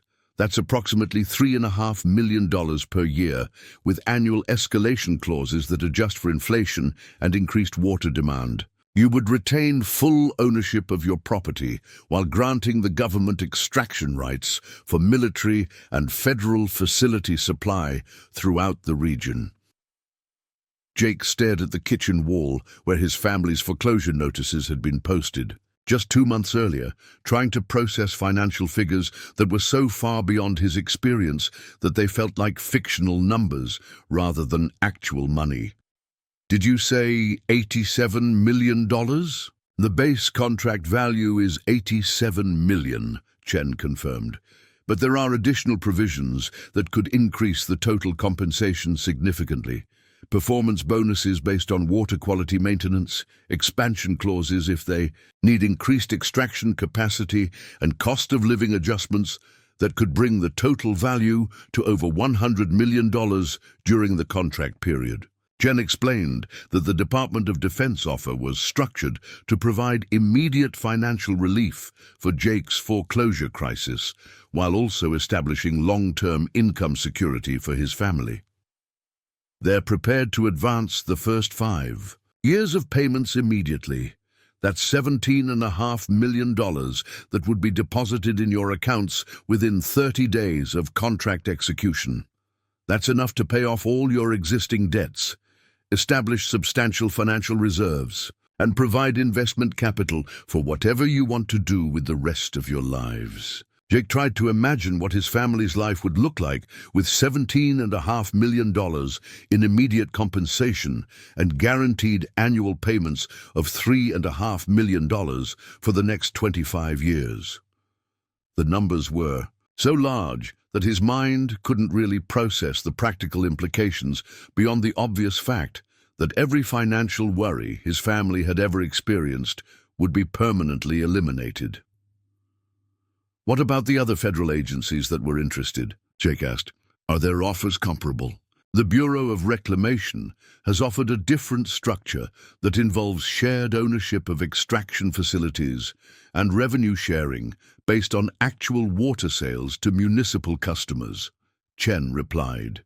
"Their projections suggest total compensation of $60 to $90 million over 20 years, but with more variable annual payments depending on market conditions and regulatory approvals. FEMA has proposed the most interesting alternative, a disaster preparedness contract that would pay $45 million over 15 years for maintaining strategic water reserves that could be accessed during regional emergency situations. The payments would be lower, but the contract terms are more flexible and would allow you to negotiate additional agreements with private sector customers." Chen recommended accepting the Department of Defense offer because it provided the highest guaranteed compensation with the most predictable payment schedule. "Military contracts tend to be more stable than civilian agency agreements," he explained. "And the Department of Defense has the budget authority and political support to ensure that payments continue regardless of changing political conditions or budget pressures." Jake realized that Chen was asking him to make another life-changing decision, But this time, the choice was between different versions of extraordinary success rather than between hope and despair. Any of the federal offers would solve his family's financial problems permanently while providing income levels that would place them among the wealthiest families in Oklahoma. "I need to discuss this with Sarah and the kids," Jake said. "This is even bigger than what we were expecting, and I want to make sure everyone understands what we'd be committing to with a 25-year government contract." When Sarah returned from her evening shift at Walmart that night, Jake was waiting in the kitchen with champagne that he'd purchased for the first time in over 3 years, and a folder containing the Department of Defense contract proposal. Sarah's first reaction was disbelief, followed by tears, followed by laughter, followed by more tears, as she tried to process the fact that their financial nightmare was not only ending, but was being replaced by wealth beyond their wildest dreams. $87 million, Sarah repeated, staring at the contract documents as if they might disappear if she looked away. "Jake, that's more money than we could spend in 10 lifetimes. That's enough money to help our children, our grandchildren, our entire community." Emma and Tyler's reactions were equally emotional, but focused on more immediate concerns that reflected their ages and perspectives. Emma was excited about being able to return to normal teenage activities, attend college without worrying about student loans, and pursue career goals without being limited by financial constraints. Tyler was fascinated by the engineering aspects of the water extraction facilities that would be built on their property and wanted to know if he could watch the construction process. The Morrison family spent the evening planning how they would use their newfound wealth to rebuild their lives and contribute to their community. They discussed paying off the mortgages of neighbors who were facing similar foreclosure crises, establishing scholarship funds for local students, supporting the rural community organizations that had been struggling during the agricultural downturn, and investing in local businesses that could provide employment opportunities for other families affected by the regional economic challenges. Jake signed the Department of Defense contract 3 days later in David Chen's Oklahoma City office, surrounded by federal officials, technical experts, and legal representatives who treated the ceremony like a significant event in regional water resource management. The contract signing was followed by a press conference where Jake was introduced to media representatives as an Oklahoma farmer whose property will anchor the Department of Defense's new Southern Plains Water Security Initiative.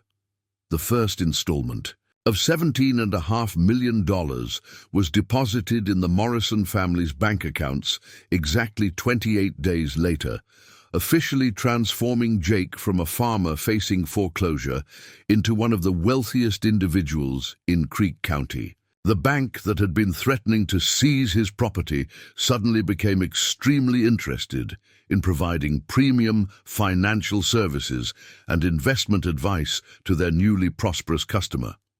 But the most satisfying moment came when Jake was able to call the mortgage company that had sent him foreclosure notices and inform them that he was prepared to pay off his entire loan balance immediately, along with all accumulated interest and fees. The mortgage representative, who had been unsympathetic and bureaucratic during Jake's previous attempts to negotiate payment plans, suddenly became friendly and accommodating when informed that their customer was prepared to wire transfer the full loan payoff amount that afternoon.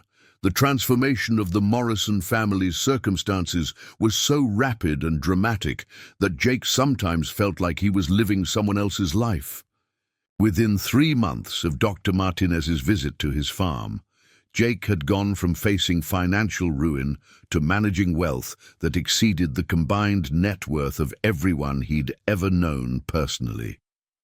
The family moved out of their survival-focused daily routine and into a new reality where their primary concerns involved investment strategies, tax planning, and philanthropic decisions rather than choosing between groceries and prescription medications. But perhaps the most meaningful change was the transformation in Jake's relationship with his land and his role in the community. Instead of being a struggling farmer whose property was failing to generate sufficient income, Jake had become the guardian of a natural resource that was essential to regional water security and economic development. The water extraction facilities that the Department of Defense constructed on his property became models for sustainable aquifer management, providing clean water for military installations while maintaining the ecological balance of the underground water system. Jake established the Morrison Family Foundation with $10 million in initial funding, focusing on supporting rural communities throughout Oklahoma that were facing economic challenges similar to what his family had experienced. The foundation provided emergency financial assistance to farmers facing foreclosure, funded scholarship programs for students from agricultural families, and supported rural development projects that strengthened local economies and community institutions. The foundation also funded research into sustainable water management practices and drought-resistant agricultural techniques, contributing to scientific understanding of how rural communities could adapt to climate change challenges while maintaining their agricultural heritage and economic viability. Dr. Martinez became a regular visitor to Jake's property, using the Morrison Farm as a research site for studying optimal aquifer management practices and training other hydrologists in sustainable water extraction techniques. Her ongoing relationship with the Morrison family led to collaborative research projects that advanced scientific understanding of groundwater systems throughout the American Southwest. David Chen's law firm used the Morrison case as a model for representing other property owners who discovered valuable natural resources on their land, establishing legal precedents that protected individual property rights while ensuring that resource development served broader public interests. Chen became a national expert in water rights law and natural resource management, frequently testifying before Congress about policies that balance private property rights with public resource needs.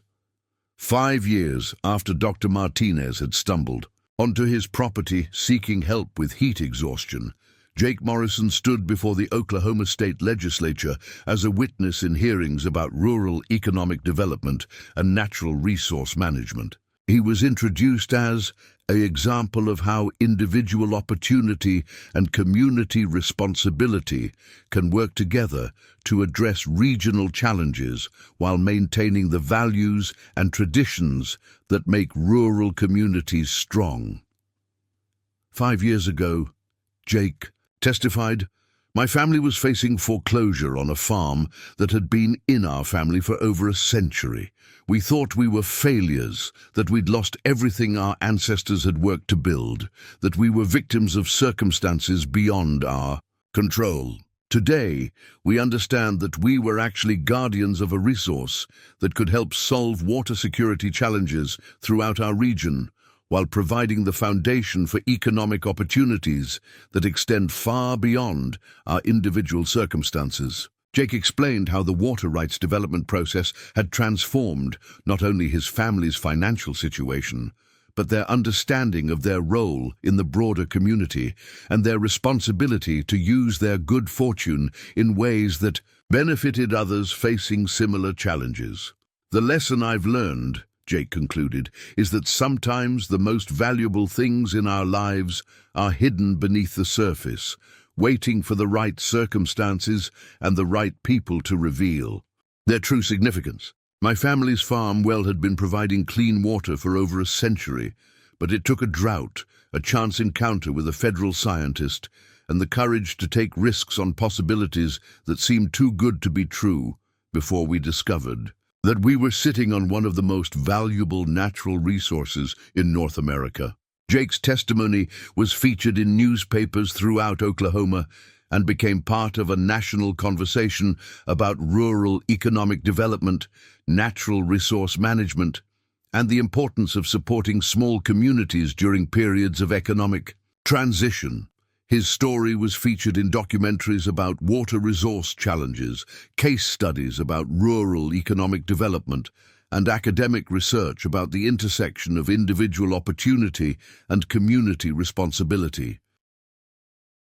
But the most important recognition came from his neighbors and community members who had watched the Morrison family navigate their crisis with dignity and then use their success to help others facing similar challenges. Jake and Sarah Morrison became symbols of how individual good fortune could be transformed into community benefit, demonstrating that extraordinary success carried extraordinary responsibilities to contribute to the common good. The Morrison farm, which had once been a failing agricultural operation facing foreclosure, became a model for sustainable resource development and community-based economic development. Visitors from around the world came to study the water extraction facilities, the aquifer management practices, and the foundation programs that had grown out of Jake's discovery. Today, Jake Morrison continues to live on the same 340-acre property, where 4 generations of his family had worked the land. But his role has evolved from struggling farmer to resource steward and community leader. The drought that had once threatened to destroy his family's agricultural legacy had instead revealed a different kind of legacy, one based on water rather than crops, on stewardship rather than exploitation, on community service rather than individual survival.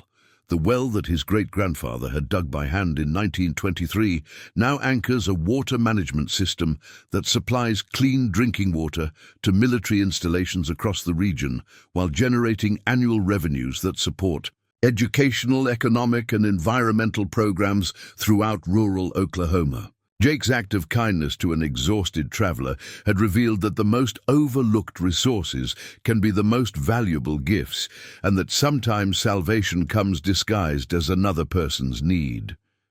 Jake Morrison's transformation from desperate farmer to community leader proves that ordinary people can make extraordinary differences when they choose courage over comfort, hope over despair, and service to others over service to themselves. His story demonstrates that the most powerful changes often begin with simple acts of human kindness, and that the most valuable discoveries are often hidden beneath the surface of our everyday lives, waiting for the right circumstances to reveal their true significance to the world. The Morrison family's journey from the brink of foreclosure to extraordinary wealth and community leadership shows that American dreams can still come true.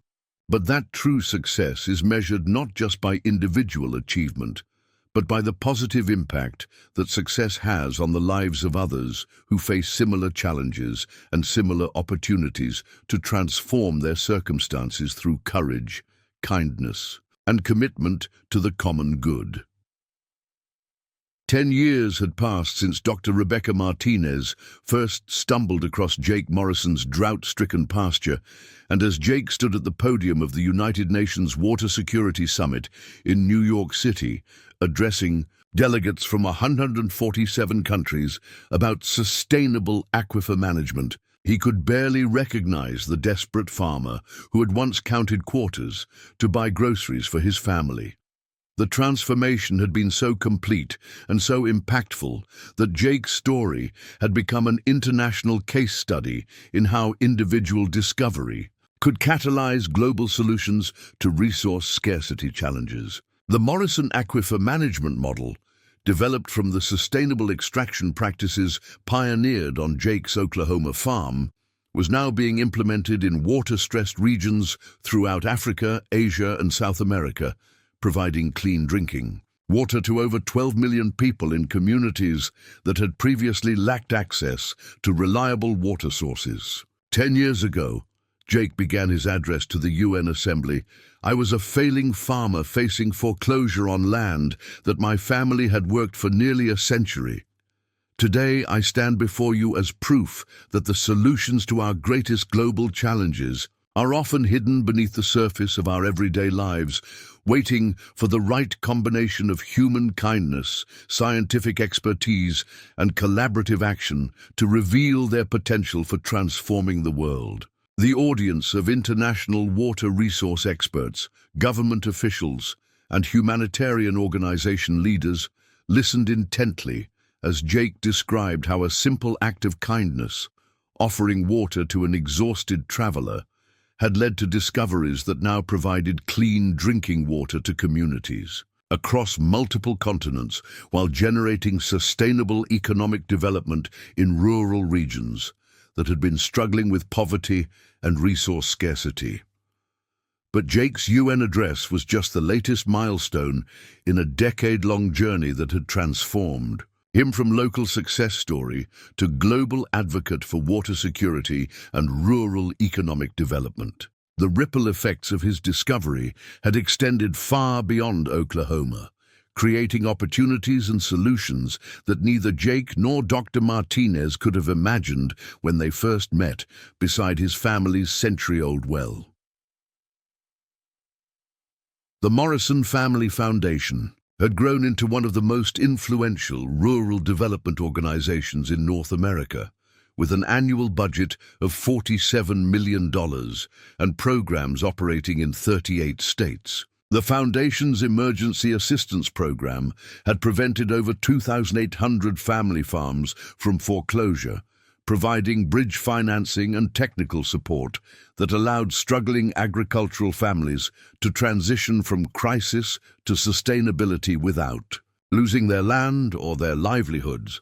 More significantly, the foundation had pioneered a model for rural economic development that combined natural resource stewardship with community-based business development, creating sustainable income sources for rural communities while protecting environmental resources for future generations. The Morrison model had been adopted by rural development agencies throughout the United States and had been adapted for international use in developing countries facing similar challenges with rural poverty and resource scarcity.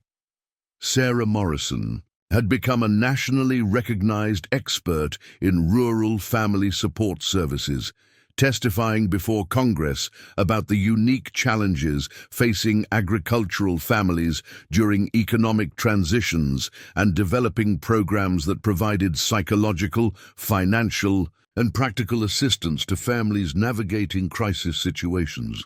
Her book, Hidden Strength: How Rural Families Survive and Thrive During Crisis, had become required reading in social work programs and community development courses throughout the country.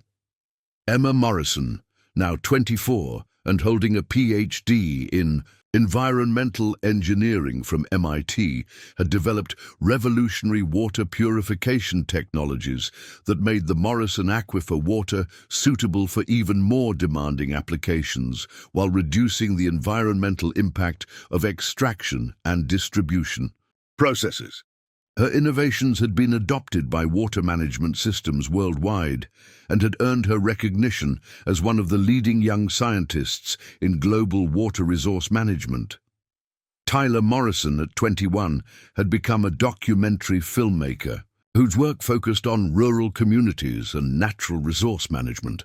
His documentary series, Hidden Treasures, profiled families and communities that had discovered valuable resources and had chosen to use their discoveries for community benefit rather than individual enrichment. The series had won multiple international awards and had inspired similar discovery and development projects in communities throughout the world. Dr. Rebecca Martinez had parlayed her role in the Morrison discovery into leadership of the National Groundwater Research Institute, a federal research organization dedicated to identifying and sustainably managing aquifer systems throughout North America. Her scientific work had led to the discovery of 17 additional major aquifer systems, providing water security for over 30 million Americans while establishing new standards for sustainable groundwater management. David Chen had become one of the most influential natural resource attorneys in the United States, representing property owners, communities, and governments in complex negotiations that balanced individual property rights with community resource needs and environmental protection requirements. His law firm had handled over 200 major water rights cases, establishing legal precedents that protected both private property rights and public resource interests, while ensuring that natural resource development served broader social and environmental goals.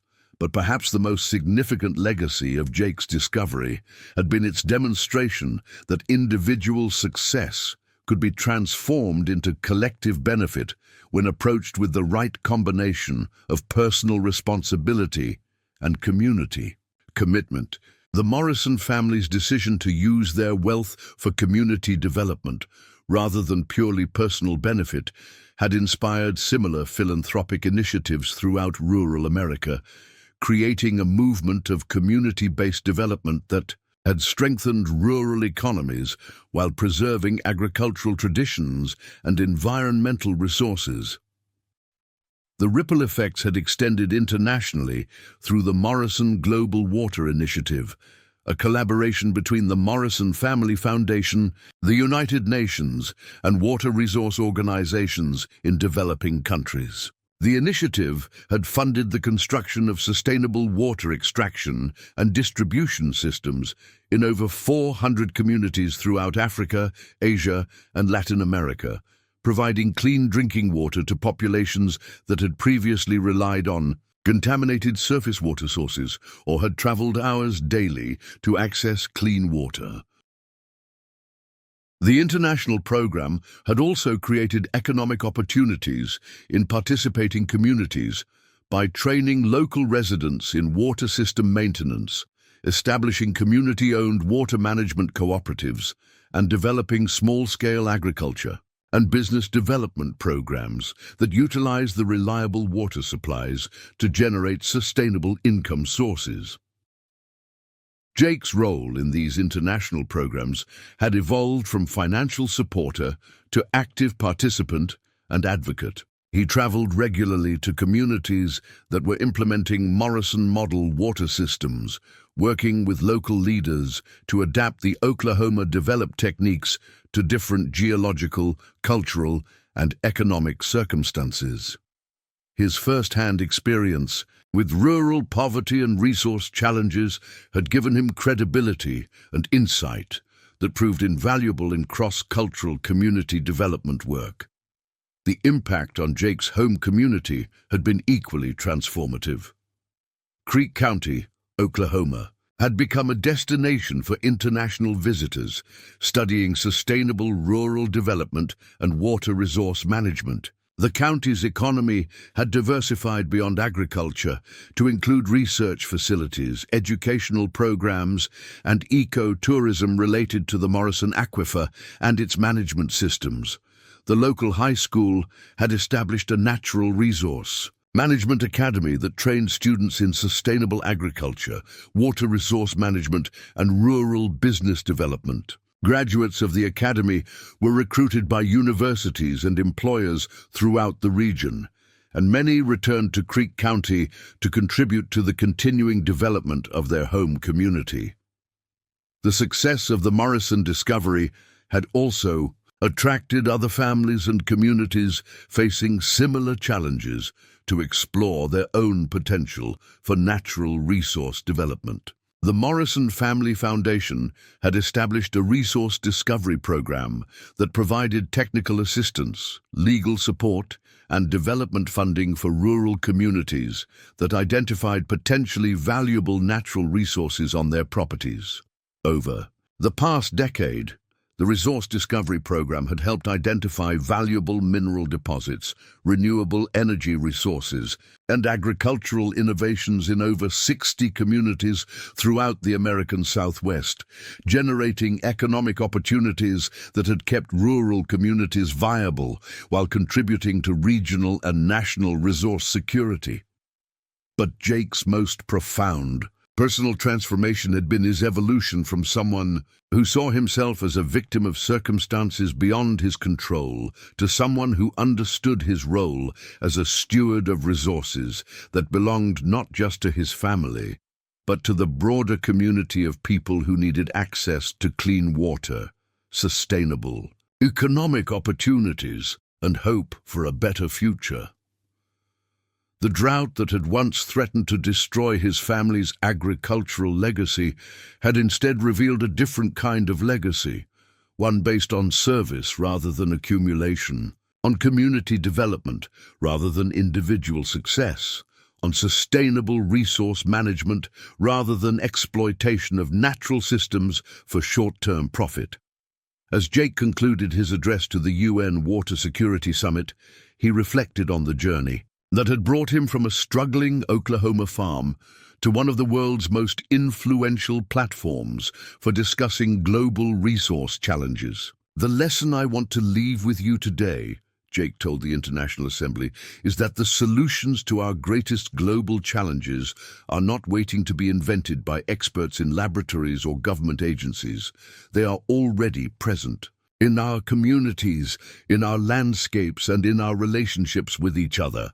They are waiting to be discovered by ordinary people who are willing to help strangers in need, to ask difficult questions about assumptions they've never examined, and to take risks on possibilities that seem too good to be true."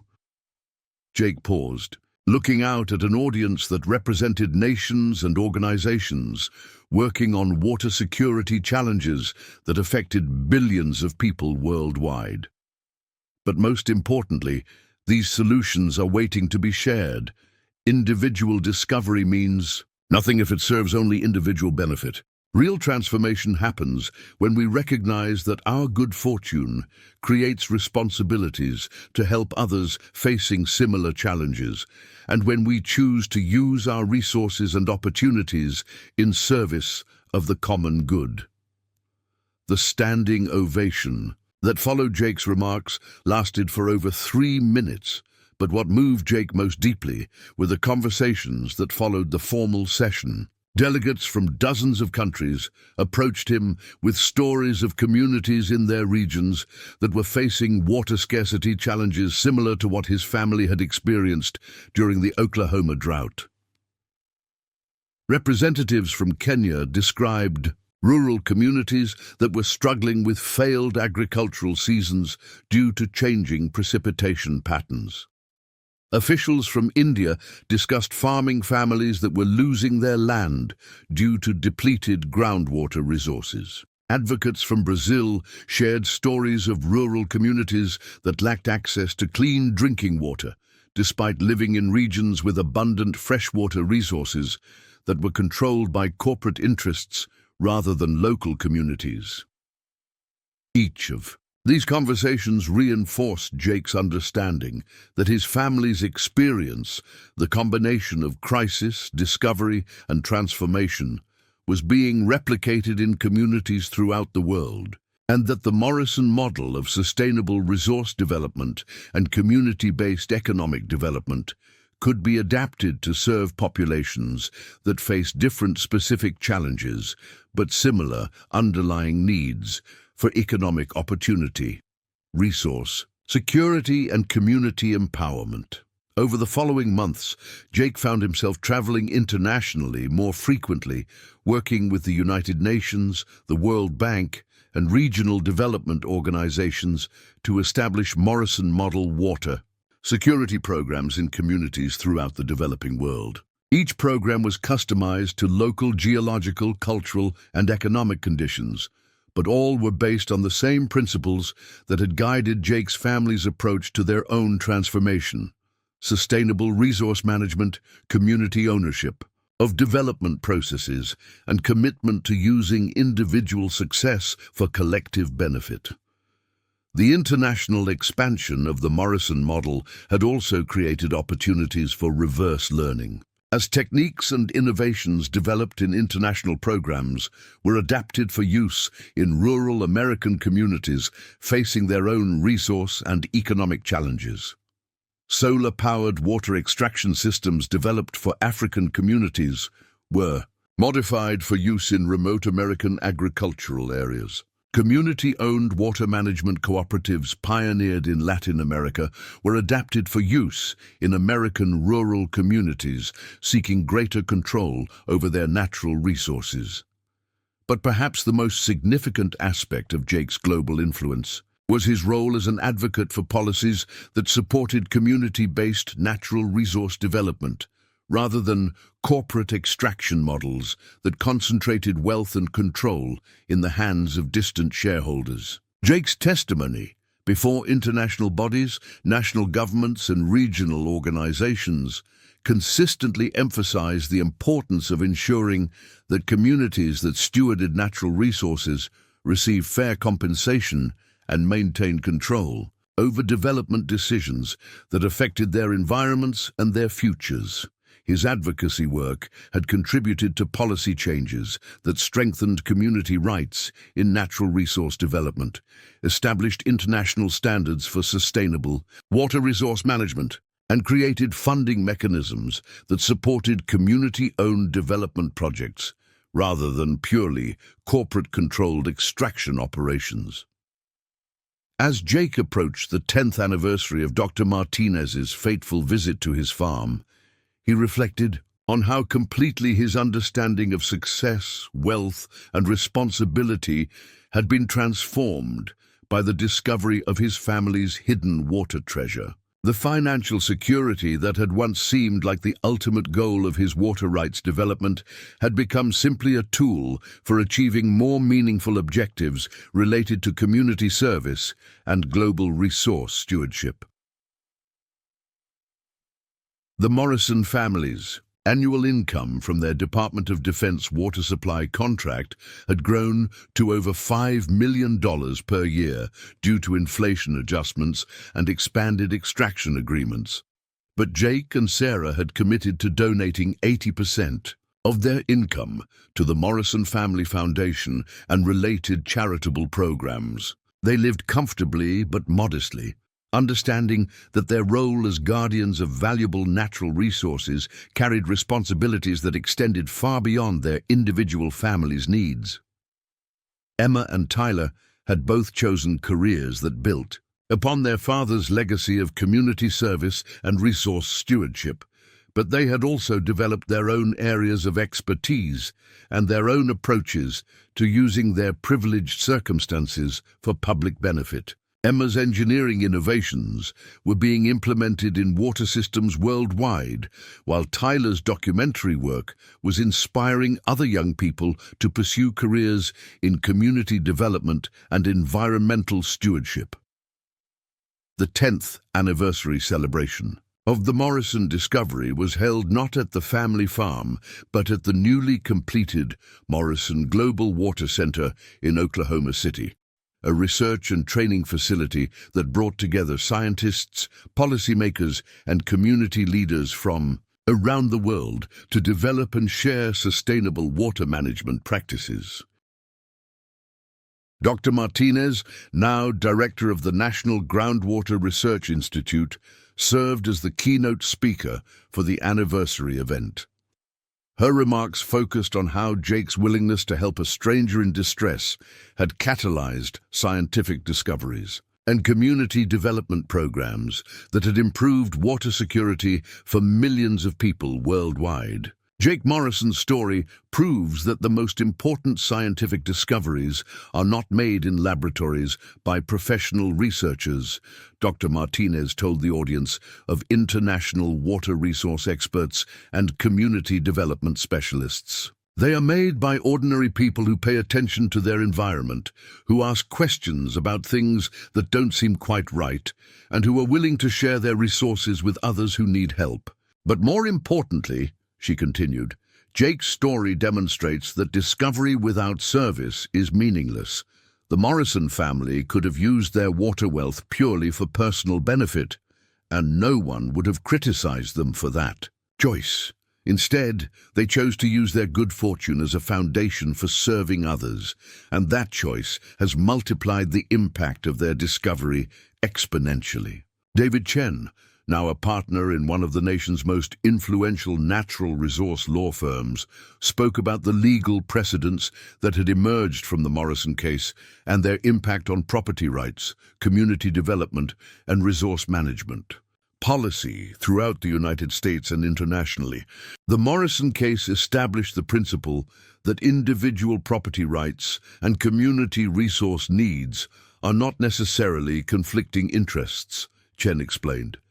When approached with creativity, collaboration, and commitment to mutual benefit, property owners and communities can work together to develop natural resources in ways that serve both private interests and public needs. But the most moving presentation came from Maria Santos, a community leader from Guatemala, whose village had been one of the first international sites to implement a Morrison model water system.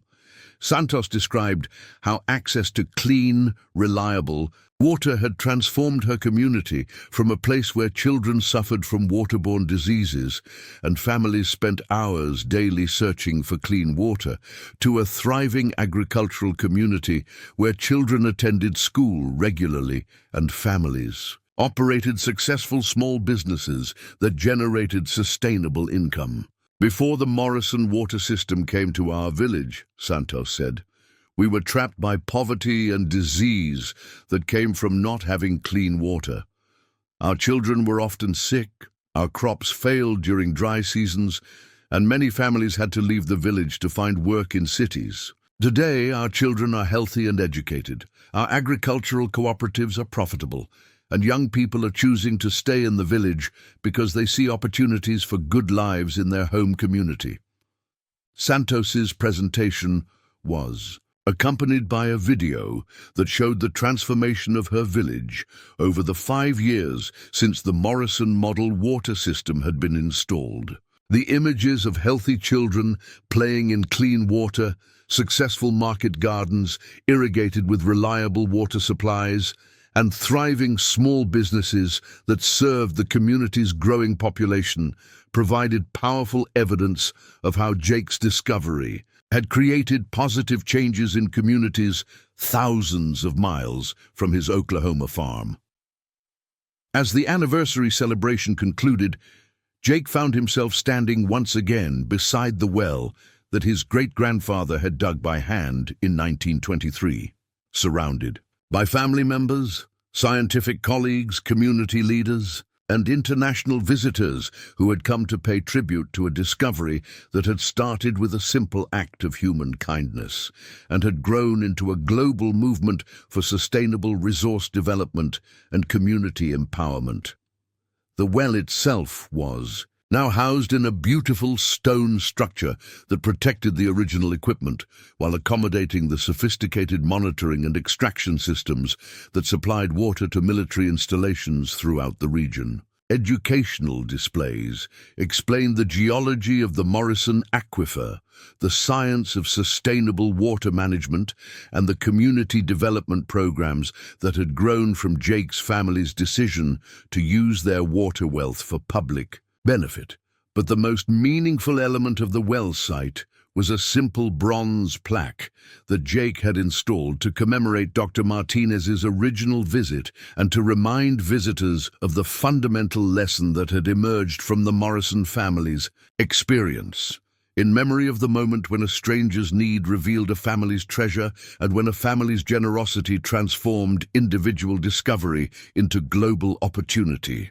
May all who visit this place remember that the most valuable resources are often hidden beneath the surface of our everyday lives, and that the true measure of wealth is not what we accumulate for ourselves, but what we share with others who need our help. As Jake read the plaque's inscription in the evening light, surrounded by the sound of the modern extraction systems that were providing clean water to communities throughout the region and around the world, he reflected on the extraordinary journey that had begun when he'd spotted an exhausted hiker stumbling across his drought-stricken pasture on a scorching August afternoon. The act of kindness that had motivated him to help Dr. Martinez had revealed treasures far greater than the underground aquifer beneath his property. It had revealed the treasure of community, the treasure of service, the treasure of using individual success to create opportunities for others, and the treasure of understanding that the most meaningful legacy is not what we leave to our own children, but what we contribute to the well-being of all the world's children. Jake Morrison had learned that sometimes the most worthless-looking circumstances contain the seeds of the most valuable transformations, and that the most important discoveries are not made by people seeking treasure, but by people seeking to help others who are in need of basic human kindness and support. The Morrison family's journey from the brink of foreclosure to global leadership in sustainable resource development had proven that American dreams could still come true, but that the most fulfilling dreams were those that created opportunities for others to achieve their own dreams of security, prosperity, and hope for a better future. As Jake prepared to return to his farmhouse, the same house where his family had once faced impossible choices between groceries and prescription medications, he carried with him the satisfaction of knowing that his great-grandfather's simple well had become a source of life and hope for millions of people throughout the world, and that his family's choice to share their good fortune had created a legacy that would continue benefiting communities and families for generations to come. The drought that had once threatened to destroy everything the Morrison family had worked to build had instead revealed the foundation for everything they were meant to become. Not just successful individuals, but servants of the common good, guardians of precious resources, and proof that ordinary people can make extraordinary differences when they choose courage over comfort, generosity over greed, and service to others over service to themselves. Jake Morrison's transformation from struggling farmer to global water security advocate demonstrates that the most powerful changes often begin with the simplest acts of human kindness, and that the most valuable discoveries are those that are shared with others who need them most. His story proves that true wealth is not measured by what we possess, but by what we contribute to the well-being of our communities and our world. Up next, you've got two more standout stories right on your screen. If this one hit the mark, you won't want to pass these up. Just click and check them out. And don't forget to subscribe and turn on the notification bell so you don't miss any upload from us.